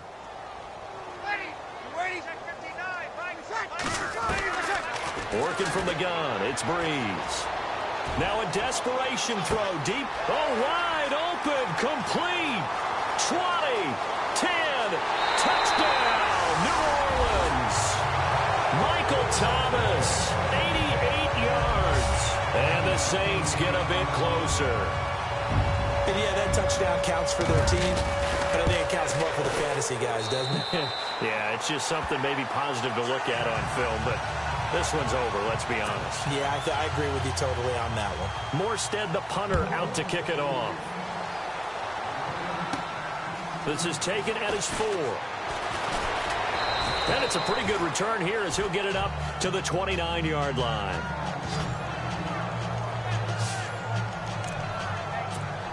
And now Chicago getting ready to go as they take the field. They come into enemy territory, and I don't care what the matchup is in the National Football League. You're up like this late in the game on the road. This feels pretty good. Oh, it feels fantastic. Anytime you get a road victory in the NFL, that's a big-time accomplishment, and to do it this convincingly, that just tears up the script that every home team has, which is nobody comes into our house and pushes us around. They took care of business today. Yeah, they pushed around, and now the final stages of this one.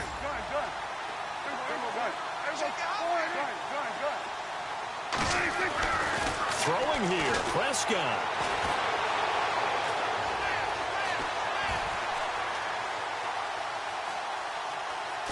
Just keeping the play alive. And he'll avoid the tackle there with a slide. Nothing open downfield. He keeps it himself for 11 and a first down.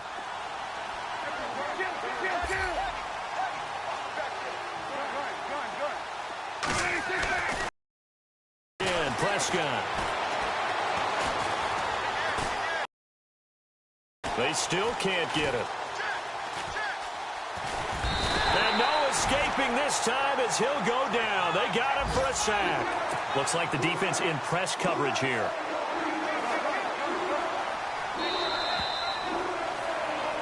A lot of scoring. There's no doubt about that in this one, Charles. Points, they were not at a premium. They were pretty easy to come by. They were, but it was fun, wasn't it? Because both teams finding ways to...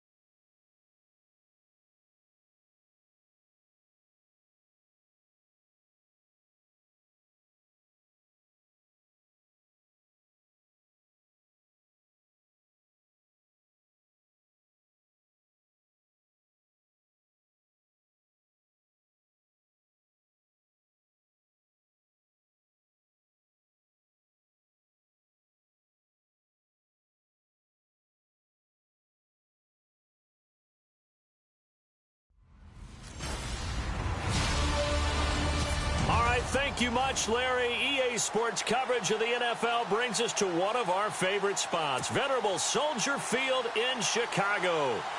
Today we hit Week 10, and we've got a good one in store between the Green Bay Packers and the Chicago Bears.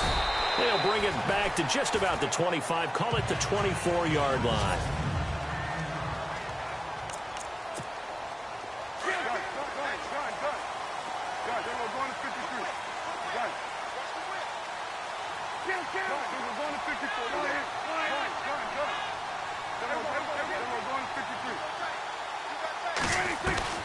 Prescott on first down.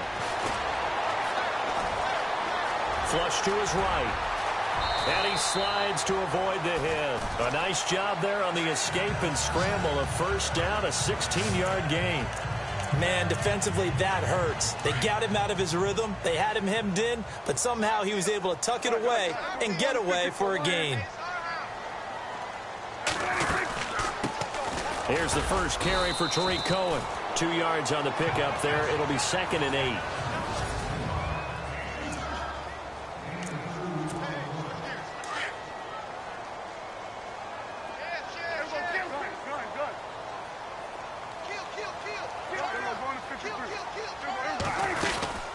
They'll run it now out of the gun.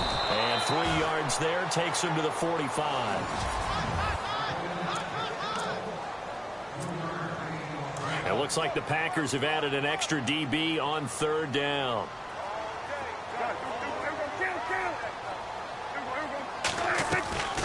They'll run it now out of the gun. And he got blown up. Losing yardage on the play back at the 44. So on 4th down, on is the punter, Pat O'Donnell, to kick it away. Tyler Ervin back deep.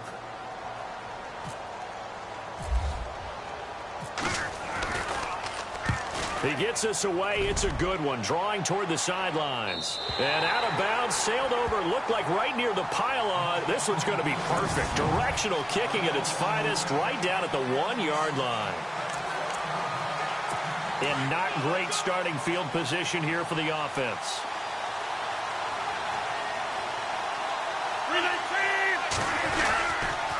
Here's the rookie from UTEP, Aaron Jones. And now where are they going to mark him here?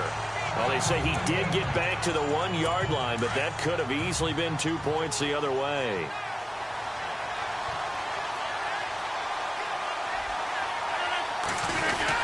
They'll go again to Jones. Oh, and he's not going to make it out of the end zone. The push too strong, and that'll be a safety.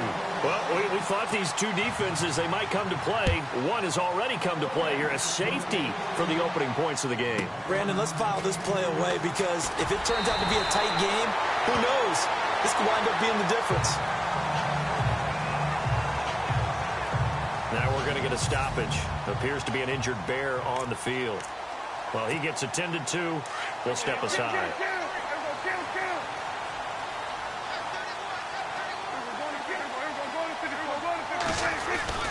First down, Prescott. Being chased out left. And able to get this one across the 45 before he's brought down. A nice job there on the escape and scramble. A first down, a 16-yard gain. Partner, as a quarterback, sometimes you just got to know when the clock has gone off in your head, it's time to go. Tuck it and get all you can.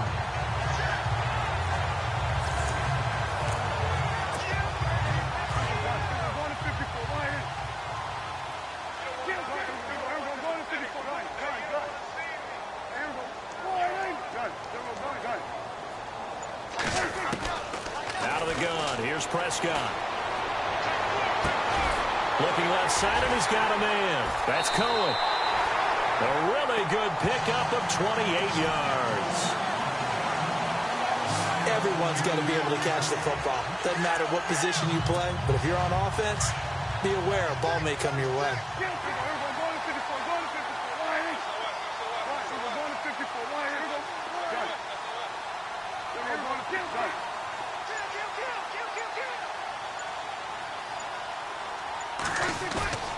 Prescott. Flushed out right. Oh, he's got a little daylight and avoids the contact by sliding. Holding offense. So a decent gain, but all for naught on the penalty. It's too bad, isn't it? They were feeling pretty good about it. The only people celebrating, the guys who just gave up that play.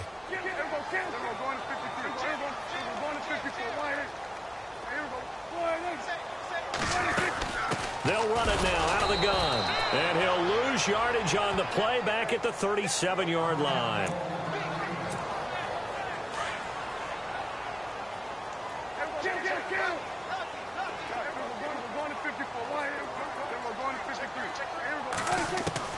Second down, Prescott.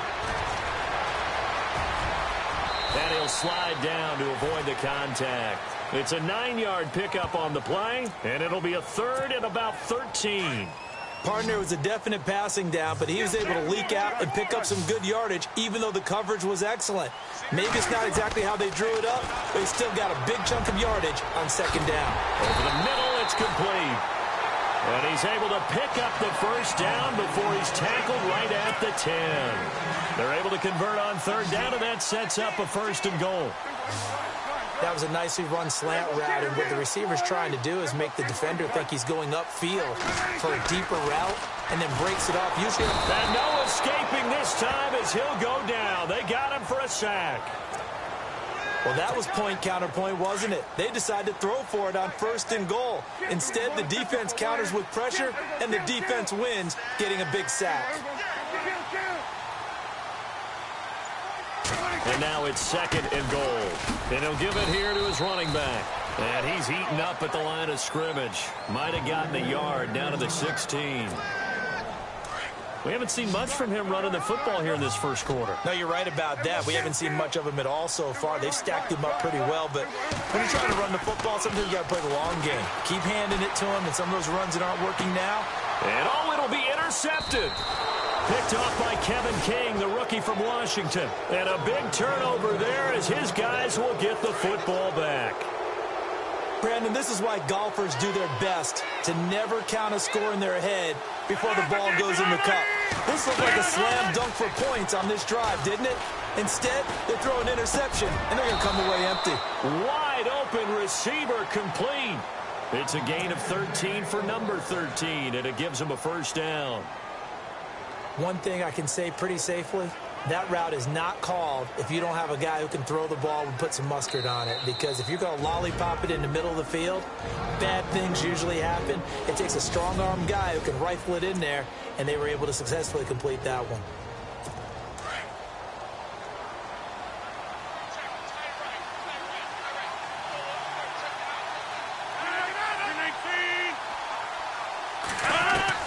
On first and 10, here's Rodgers. And his throw is incomplete. Got an open man that time, but ended up putting a little too much heat on it, don't you think, partner? Absolutely. Just needed a touch more air under it. Instead, he fired an absolute bullet.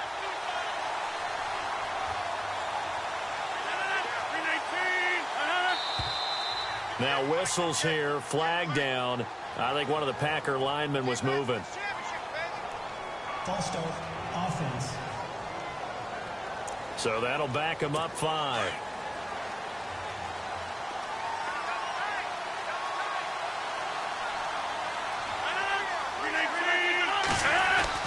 On second down, here's Rodgers. Trying to get it to Adams, but it's intercepted. Picked off by Buster Screen. And they will score a pick 6 for a Bears touchdown. I don't know who all is to blame there, but I love seeing pick 6s.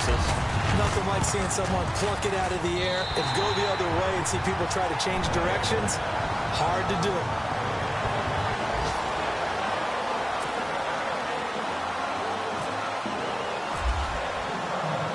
So they throw the pick 6. They'll get another shot at it now as this one's in the air. This is taken about 7 yards deep. And they'll put up the stop sign there as his guys will get it at the 25. And Green Bay getting ready to go as they take the field.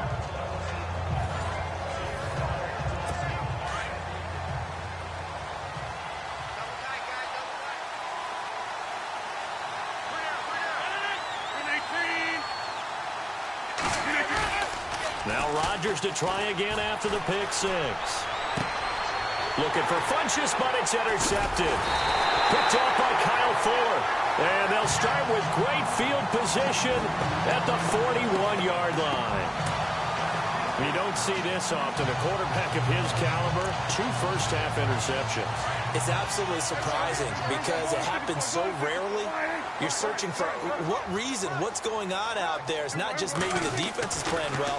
Is his horoscope off? His biorhythms? What is it? You went horoscope on us, David. Well, I was thinking maybe REM sleep was off. I'm trying to come up with something. Anything, right? And he's going to go out of bounds. He takes this one down shy of the 20. I guess no need to force it when you can do that instead. First down, 18-yard gain.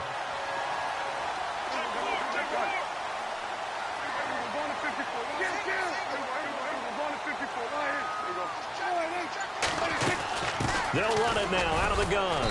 And he's going to fight his way forward here for a modest gain. 5 yards on the carry. Good pickup on first down. And there's a run to be happy with. Good, solid yardage. They'll take that anytime you hand the ball to a back. See if they stay on the ground for second down.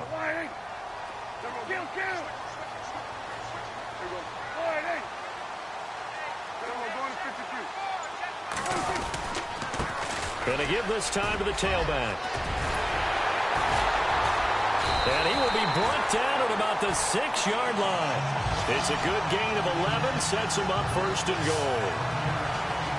We use the word relentless a lot with guys who are aggressive on the field. Brandon Gaudin, Charles Davis back with you as it's Bears football here to begin quarter number 2. And they've got it here with a first down.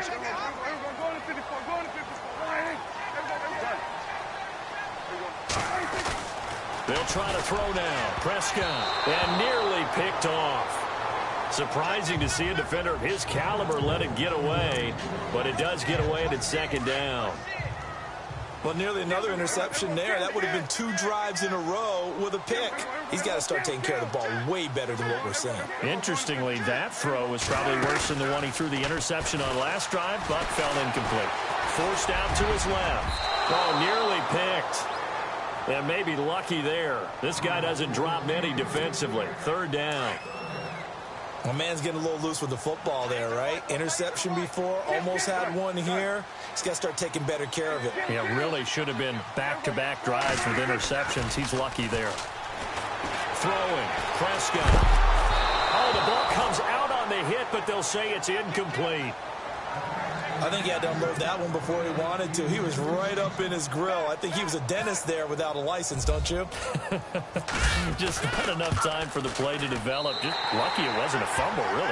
And Santos able to put this one up and through. It's good. And that will bump up the lead again to 12-0. So the drive takes him inside the 10, but it ends with just 3. And a nice job defensively to rise up and make sure they didn't get in. This is taken at the 3. And a nice return sets him up pretty good here at the 30-yard line.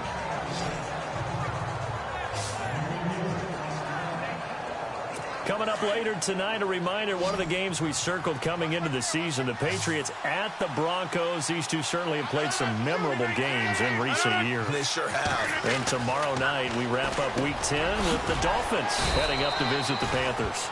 And he'll get it out near the 40 to the 39. 10 yards on the pickup there, and it'll be second down. If you're going to blitz, likely going to leave you in man coverage with this guy, and that is less than ideal. It is because just about any offense that has an elite receiver, if you blitz and have him in man coverage, you're going to him, even if he has an elite defender on him, because he usually knows where the ball is before the defender does. Let's give plenty of credit to the defense there. They stuffed him on second and short.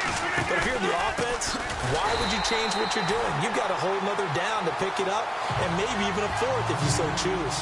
It's a loss of a full. Brings up fourth down.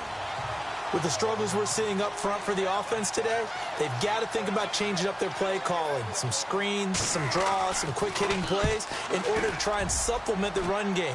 You don't totally abandon it, but you try and give it a little bit of help. And he'll take this in at the 1-yard line. They'll call that a 61-yard punt. He got all of that one. And it'll be 1st and 10 Bears from deep in their own territory.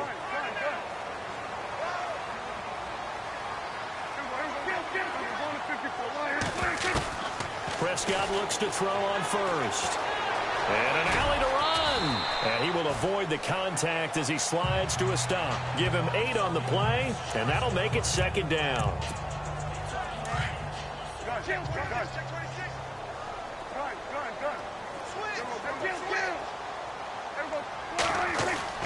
A second down throw for Prescott. And they can't get the long connection as it falls incomplete. And prior to this 3rd and 2 play, we're going to get a timeout call. That's their second, so they'll have 1 remaining here in this second quarter. We'll be right back. Prescott on 3rd and 2. Dancing to his left. He can run for it, and he will. A good decision in the end to pull it and run, get some 9 yards and a first. We just saw a nice example of why teams often bring in baseball guys to teach quarterbacks how to slide in key situations. You want to protect your franchise guy. Make sure he doesn't get hurt. He did exactly that on that play. A perfect slide to avoid the big hit and pick up a first down. And this one's incomplete. That would have been a great catch, but it's real difficult to hold on to it because it was contested all the way.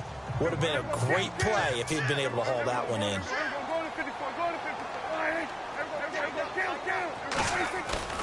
Throwing again, Prescott on 2nd and 10. Room here to run. Nothing open downfield. He keeps it himself for 11 and a first down. Obviously, a big play was needed, and you can see his eyes light up as he realized there's absolutely no one in front of him. And he takes off and goes a long way. Not only does he pick up a first down, but a big gain to boot. They'll run it now out of the gun.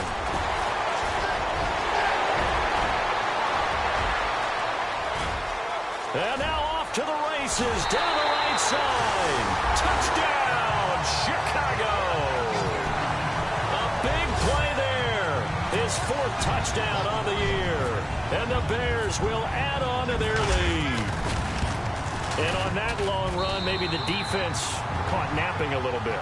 The concentration level may not have been there. I agree with you on that one because those types of plays, when they result like that, are almost like big bolts of lightning, aren't they? Whoosh, and off he goes. Set now to kick this one away, and off it goes. This one fielded at the 5. Shreds the tackle. And he'll take it past the 25 and up to the 28-yard line. The Packers offense now heading back out onto the field. And last drive, 3 and out. Still a goose egg on the scoreboard. How do they break that goose egg? They've got to find a way to get the ball in the hands of their playmakers, get them some space, and try and make a first down and get some momentum going. It's been a struggle for them throughout the game, and that 3 and out on the last possession, it told you just how stalled they are on offense. So who will step up here? We'll see.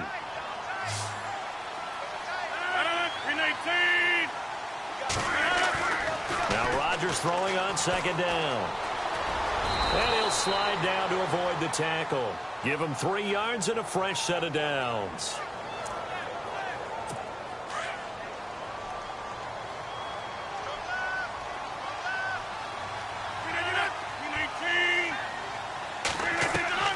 Throwing on first down is Rodgers. And he maybe makes it back to the line of scrimmage. That's it. No gain on the play there. It'll be 2nd down.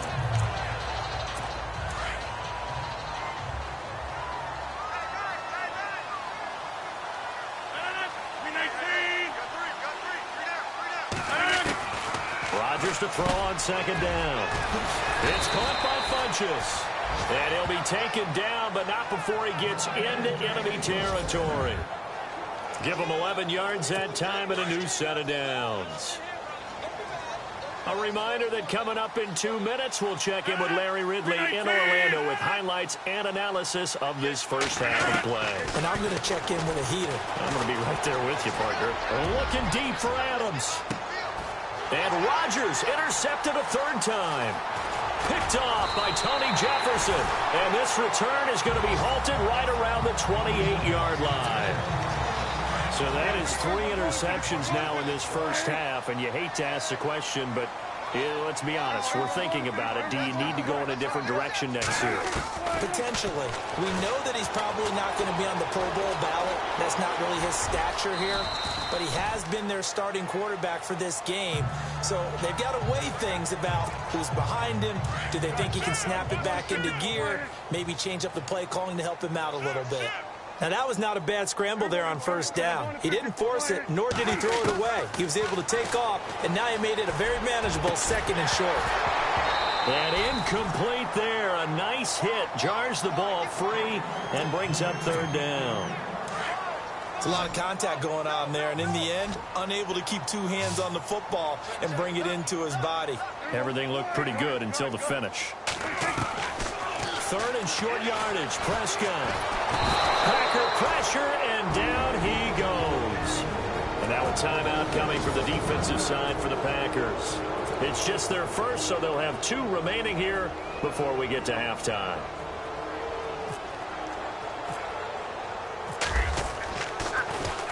O'Donnell, he's on to punt as he gets this one away. Fielded at about the 28. Call that a 44-yard punt, 5 on the return. And it'll be Packer football here. 1st down and 10.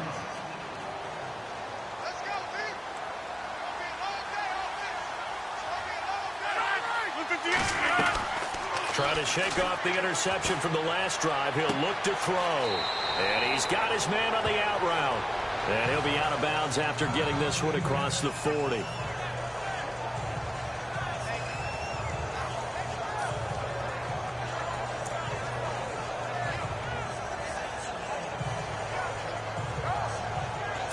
Second down now after the pass completion.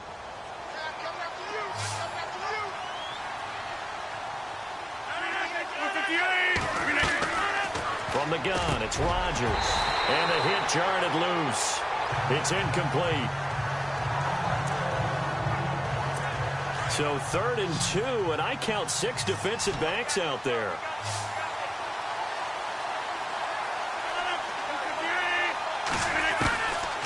Working from the gun, Rodgers. And Rodgers is going to go down. He's sacked. Jabal Sheard in there to drop him for his 5th sack of the year. Well, how about that? A dime set on defense, 6 defensive backs. None of them blitz. They're just back there in coverage. Defensive lineman gets the sack. That's where the O-line, they go to the sideline, they keep their helmets on so the cameras can't find them, right? Yeah, the cameras can't find them, but I know one thing. The O-line coach will. And he fields it cleanly. What a spin. Oh, and now he bowls him over. And now running right through it. Nearly a huge return, as it is. Still a very good one. 24 yards. And control of the football switching hands with very little time remaining until the half.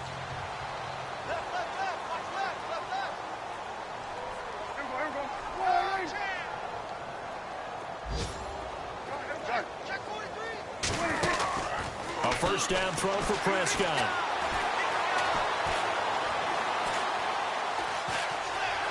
And he's going to go down. Couldn't get a throw off with the pressure. Maybe that was for the best, as that brings us to the end of this first half of play. All right, Brandon, back to you guys in a minute. But first, it's indeed time for our EA Sports Halftime Report. The Bears right now are doing a good job protecting their house. The Packers know it's always hard to come in and get a win on the road, but they're not out of this one yet. All right, let's get straight to it. Here's some highlights from the first half. 3rd down at the 16. Prescott's under fire and will throw the pick.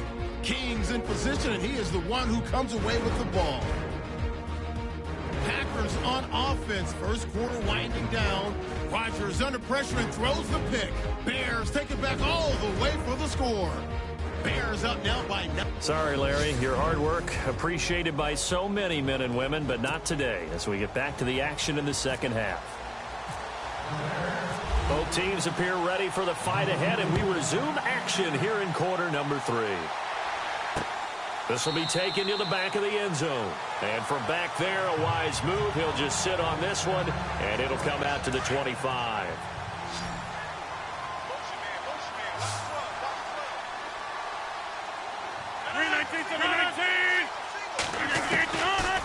Bears now on first down. Throwing middle, but it's incomplete. He was looking for the connection with Devin Funchess. And now it's second down. Let's face it, if you want to get back into the game, these are the kind of throws you got to hit. He's wide open right there. Got to be able to get it to him, don't you think? And those are the throws that haven't been available to them every time he's dropped a pass. Yeah, that's a big miss. They'll tussle for it, and this is going to be caught. That goes for a gain of 31. They've been struggling in the passing game. Do you like the aggressiveness there? I mean, it worked on that play, but do you like it? I do, because a lot of the time you're struggling because you're passing late. And no escaping this time as he'll go down. They got him for a sack. Barkevious Mingo from his outside linebacker spot. He comes up to drop him for a loss of 10. Man, he got in there so quickly, Charles. What could the offense have done to adjust and account for that? But what you're hoping is that you figure out and you see and get a clue that maybe there's going to be some pressure coming at you, and you change the blocking schemes. Maybe you go to max protection. The biggest one is maybe you bring your running back in to try and keep you clean. But in that case, that didn't happen. Zero accountability, and a sack resulted. No gain on that run, and while this team is down, they're not out of it by any stretch of the imagination. Maybe you just have to think about different style of running in order to get this guy going. On third and long, it's Rodgers. And he'll just toss it away. So he throws it away, and that brings up fourth down. Another drive comes and goes, still nothing on the scoreboard. Yeah, and when the second half comes, you know, it's real easy to get discouraged and wonder if you're ever going to get things started. You just got to fight through it. Got to keep pounding away.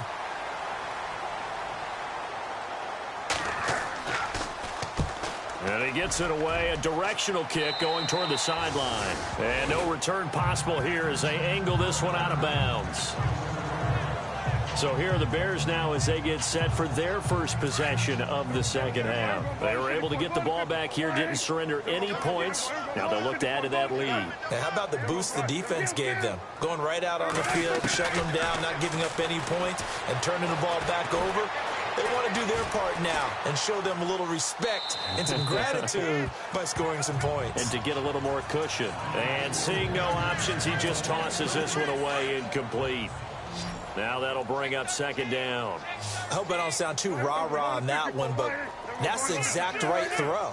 Either your receiver gets it or no one gets it. Give him a lot of credit for being really precise with it. Got rid of it. No one got it. On second down, Prescott again. And the hook up here to Allen Robinson. And they're able to get this one across the 35. A nice pickup there of 11 yards, and it'll move the sticks. And defensively, they were in zone coverage there. Do you have to be a little careful? You're losing playing against a good quarterback like he is to not play too much zone? Yeah, you have to be careful about how much time you're giving up. I think it's a good point you just brought up. So maybe if you still want to play zone, you go to a zone blitz scheme. And you can drop anyone out of your defensive front. Defensive end, defensive tackle. It doesn't matter. You just exchange someone to bring more pressure towards the quarterback and still try and cover downfield.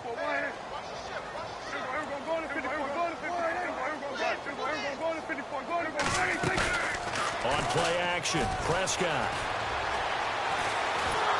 And the Packers give him nowhere to go, and they bring him down. Za'Darius Smith charging hard for that outside linebacker spot. He gets in to drop him for a loss of 12. Third and long for Prescott. Under pressure again, and down he goes again. The amount of sacks that they've absorbed in this game is absolutely extraordinary. Let's just face it. This offensive line, flat out, cannot handle this pass rush. It's been demonstrated time and time again. And this is away. It's a high kick, and he got all of it. And great special teams work here. This is knocking on the door of the 5. They'll spot it at the 6-yard line.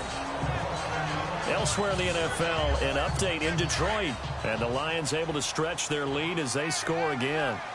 And we'll keep an eye on that one as our game goes along here. Now a play fake here on first down. And his pass is intercepted for the 4th time today. Deion Bush with a pick.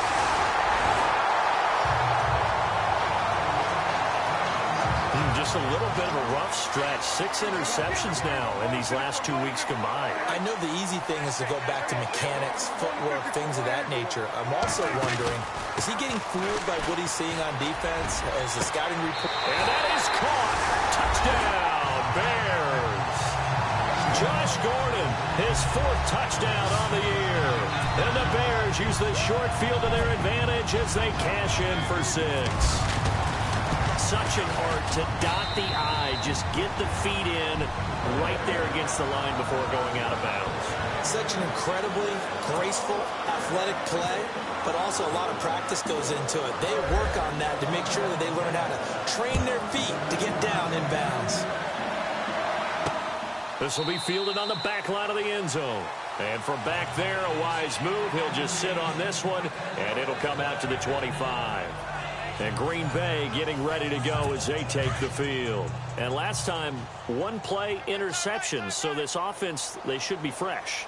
That's a good way of putting it. And I can't wait to see what they decide to do with play calling. Because a 1-play drive where you throw an interception, a lot of people think the very next time out, run the football, don't give him a chance. Maybe play action? I think maybe you go play action, show your quarterback, you got a little confidence in him, and let him fling another one. Again, it's Jones. And they'll bring him down after just a short pickup. Just a couple on the ground there. That's going to bring up 3rd and about 6. Well, they're hoping that the second half is better for him than the first half. They've got to find a way to get him going. He's a big part of their offense. Throwing is Rodgers on 3rd down. And that's complete to Lewis. Well, he's taken down, but not before picking up the first, thanks to a flashy little spin move. They pick up 12 on the play there, and they move the chains. Obviously, this has not been a banner game throwing the football. So what you got to do, you got to kind of down focus, don't you think? Now look out, Rodgers lost the football.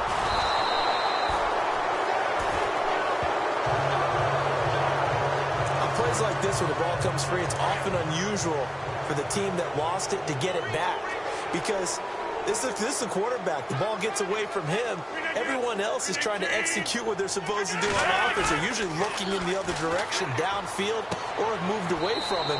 In this case, though, a teammate is able to come up with the ball. And he's out of bounds, able to take this one up to the 35. An ex-teammate used to tell me all the time, I hate experienced quarterbacks because no matter what, you really can't hide what you're doing. And I think that right there, he knew right away where the blitz was coming from, where his primary guy was going to be, and he ended up going to a secondary target for a nice game. I was just going to ask you, that wasn't the primary target. He's so good at that, isn't he? I think he knew right away that he wasn't going to get to his primary guy. I think he read that as soon as he got to the line of scrimmage, knew where the pressure was going to come from, and said, I know how to beat that, and that's what he did. Averaging over 50 yards a punt so far as this one's away. This is taken at the 10. Nice job bringing that one back. 14 on the return. And the Bears take over. And now Chicago getting ready to go as they take the field. And they're hoping to redo their efforts in the last drive when they got into the end zone. And just think of what it's like now on the sideline. Because when you score a touchdown, you have to go over and look at the tablet and see what you did on the last drive. When you scored points, it's a whole lot better view than when you're trying to figure out how to fix things there. On 1st and 10, Prescott hits his target. It's Taylor Gabriel. And he takes this one all the way across midfield into enemy territory down to the 40-yard line. They give him a gain of 37. Coaches really don't care from what position they get this, but run after the catch ability, rack ability, is often the difference between winning and losing and changing field position. A lot of happy faces in the crowd at this point as their guys have a big lead here to start quarter number 4.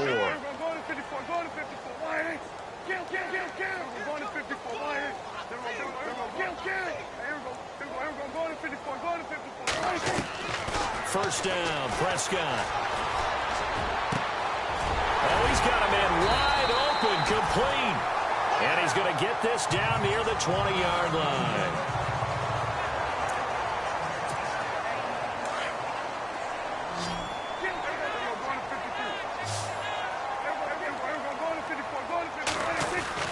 Prescott on 1st down.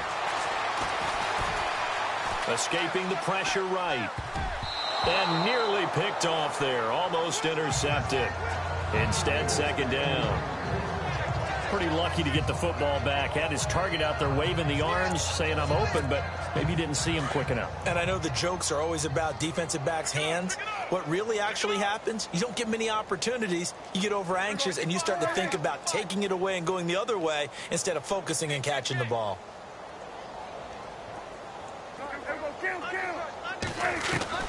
A second down throw for Prescott. Throw left side complete. It's Gordon. And he'll get him inside the 15 down to the 14-yard line. The reception good for 7. It's third down. In recent years, the slot receivers really gained stature in the NFL because they can do so many things.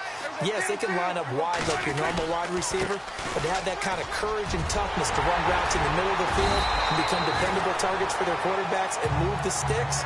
Those guys are worth their weight in gold. They're able to convert on third down, and that sets up a first and goal. Do my eyes deceive me, or is he getting stronger as this game moves along? Burst seems just as good here in the fourth as it was way back in the first, doesn't it? I do believe someone put a lot of time in the offseason and continues to condition during the season in order to continue to carry the ball. And he's into the end zone. Touchdown, Bears. A great play there with his second touchdown of the game and 5th on the year. And the Bears add on. Well, this game is definitely over, but we do know some people like to go ahead and continue to add to their score, don't we? Yeah, I don't know that they need to add any more right now, though. I'm just starting to think about those dinner plans tonight, my friend. Well, you and I will be thinking about dinner plans, but we also know that plenty of people are thinking, how can I get some more scores for my fantasy, for other things? They're trying to figure that part out now. By the way, last weekend we went sushi because that's what you wanted. We're going steak tonight. I'm in. All right. And a nice return sets him up pretty good here at the 30-yard line. Now trotting out there, the Packers getting ready to go. These guys had to punt last time. It has not been a very fruitful game offensively thus far. They haven't even made a trip to the red zone. And I know that everyone's going crazy on that sideline because that drives you berserk to come off the field, not really move the ball well. As you said, not even get to the red zone, let alone, not even put points on the board. They've got to just take a deep breath, relax, try and figure out what is working, and call more of that. Call that a loss of 5 yards on the play. 319. Shotgun now for Rodgers. The left side throw complete to Adams. And he takes this one just shy of midfield all the way to the 49. And the offense lining up 1st and 10. 319.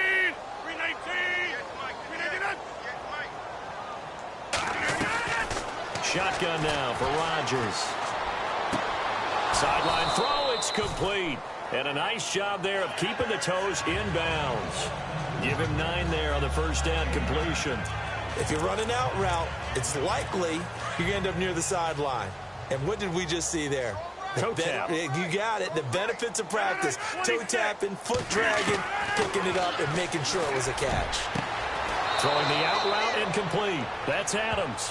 And he is out of bounds, just a yard or two shy of the 30. Rodgers finding Adams for a Packer first. A little football 101 there. You just see the receiver try to run down the defender, meaning he goes right at him and really trying to move him a little bit towards the center of the field so he can put his foot in the ground and break to the out, to the sideline, and make a catch. He couldn't quite hold it. Got hit. Ball pops out, incomplete.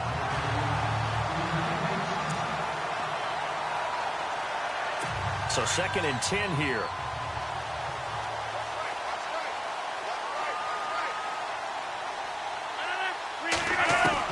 Rodgers to throw again. And he comes back with one complete. And inside the 20 before he's brought down. A good gain of 14 there, and it moves the chains.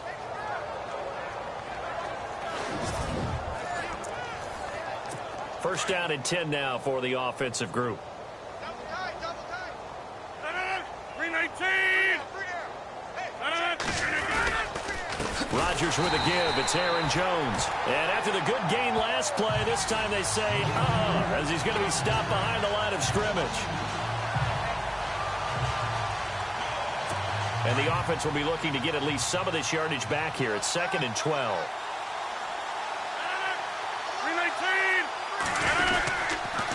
Now Jones. And he's going to push his way down to about the 12. And he's able to get more than half of what they needed. That brings up a 3rd and 5. On a 2nd and long, it's really nice to see an offense that has enough confidence to run the football in that situation. I think that goes back to their practice and game planning. They've seen under pressure, and he'll go down back at the 26-yard line. Barkevious Mingo able to drop it for a loss of 12, and it'll be 4th down. The amount of sacks that they've absorbed in this game is absolutely extraordinary. Let's just face it. This offensive line, flat out, cannot handle this pass rush. It's been demonstrated time and time again. Elsewhere, they're into the 4th at FedEx Field. The Vikings opening their lead up to 2 touchdowns now. Kirk Cousins, 3 touchdown passes thus far. Well, it's a Pyrrhic victory at best, but, Charles, no team wants to get shut out, so it's hard to blame them for taking the 3 there. You can't blame them one bit. It hasn't been the best performance, that's for darn sure. But there is something to be said for fighting to avoid the goose egg, and they're at least trying to finish out strong. Now Dak Prescott of the offense heading back onto the field. And after a rough start, as we take a peek at the numbers, he's going in the right direction now. So often when you see a game start the way we saw this one start for him, you just wonder if he's got a chance to bring it back at all, and that's exactly what he's done. Love seeing that happen simply because you know a guy has struggled, and now he's found a way to make things better. That's pretty good stuff right there.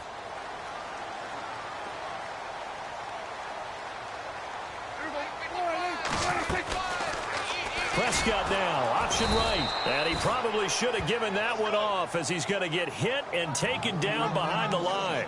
It's a loss of 4. Now 3rd down. Well, they have had success when he keeps the ball running it, but not in that situation. I mean, I think we got an example of why NFL coaches really don't like their quarterback in the running game. Because whether he keeps it or not, he's likely going to take a hit, isn't he? No doubt about it. And defenses, they're looking to put that hit on a quarterback.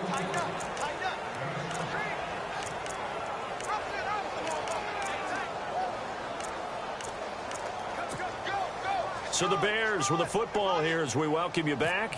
They've got a 4th down here in a game that looks to have been. Now the holder's going to keep it. He's going to try to run for it.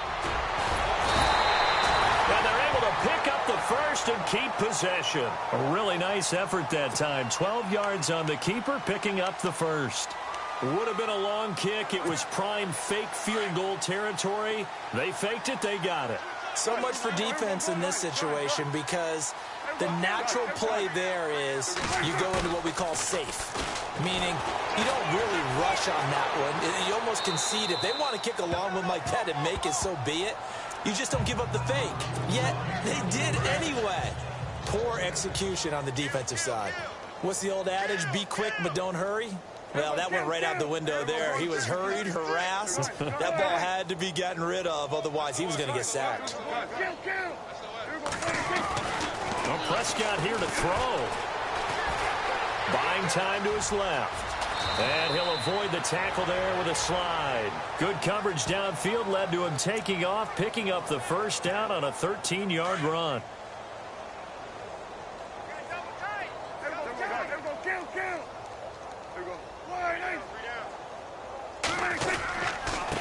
Now a handoff here to his running back. And able to break one tackle, but then quickly brought down. But a nice little gain. A good red zone run there, 9 yards. And it'll be 2nd and goal. I know you're trying to wring every yard out of a run, but I think 9 yards there is ideal in this situation. Yeah, now next couple plays, you only need 1 yard. Keep that clock rolling with a lead here in the 4th. Yeah, what you're saying is maybe if it takes you 1 or 2 more runs to get the 1st down, that's extra time, extra plays. Really hurts the team on defense. I don't know about you, Brandon, but I often think to myself, in these situations, I want a back who can create his own space, who can break tackles, and in a sense, become his own blocker. We don't have that guy in the game right now. And he's not even going to get back to the line of scrimmage. A loss of a yard, and it brings up 4th. Now, this feels like old-school football because this has turned into a good old-fashioned goal line stand. So on offense... Now the holder's going to keep it. He's going to try to run for it. stop behind the line. They pass up the three, fake it. It doesn't work. And sometimes pride wins, doesn't it? Because, yes, they're getting steamrolled here right now. They're down big, and they're going to try a fake field goal against them.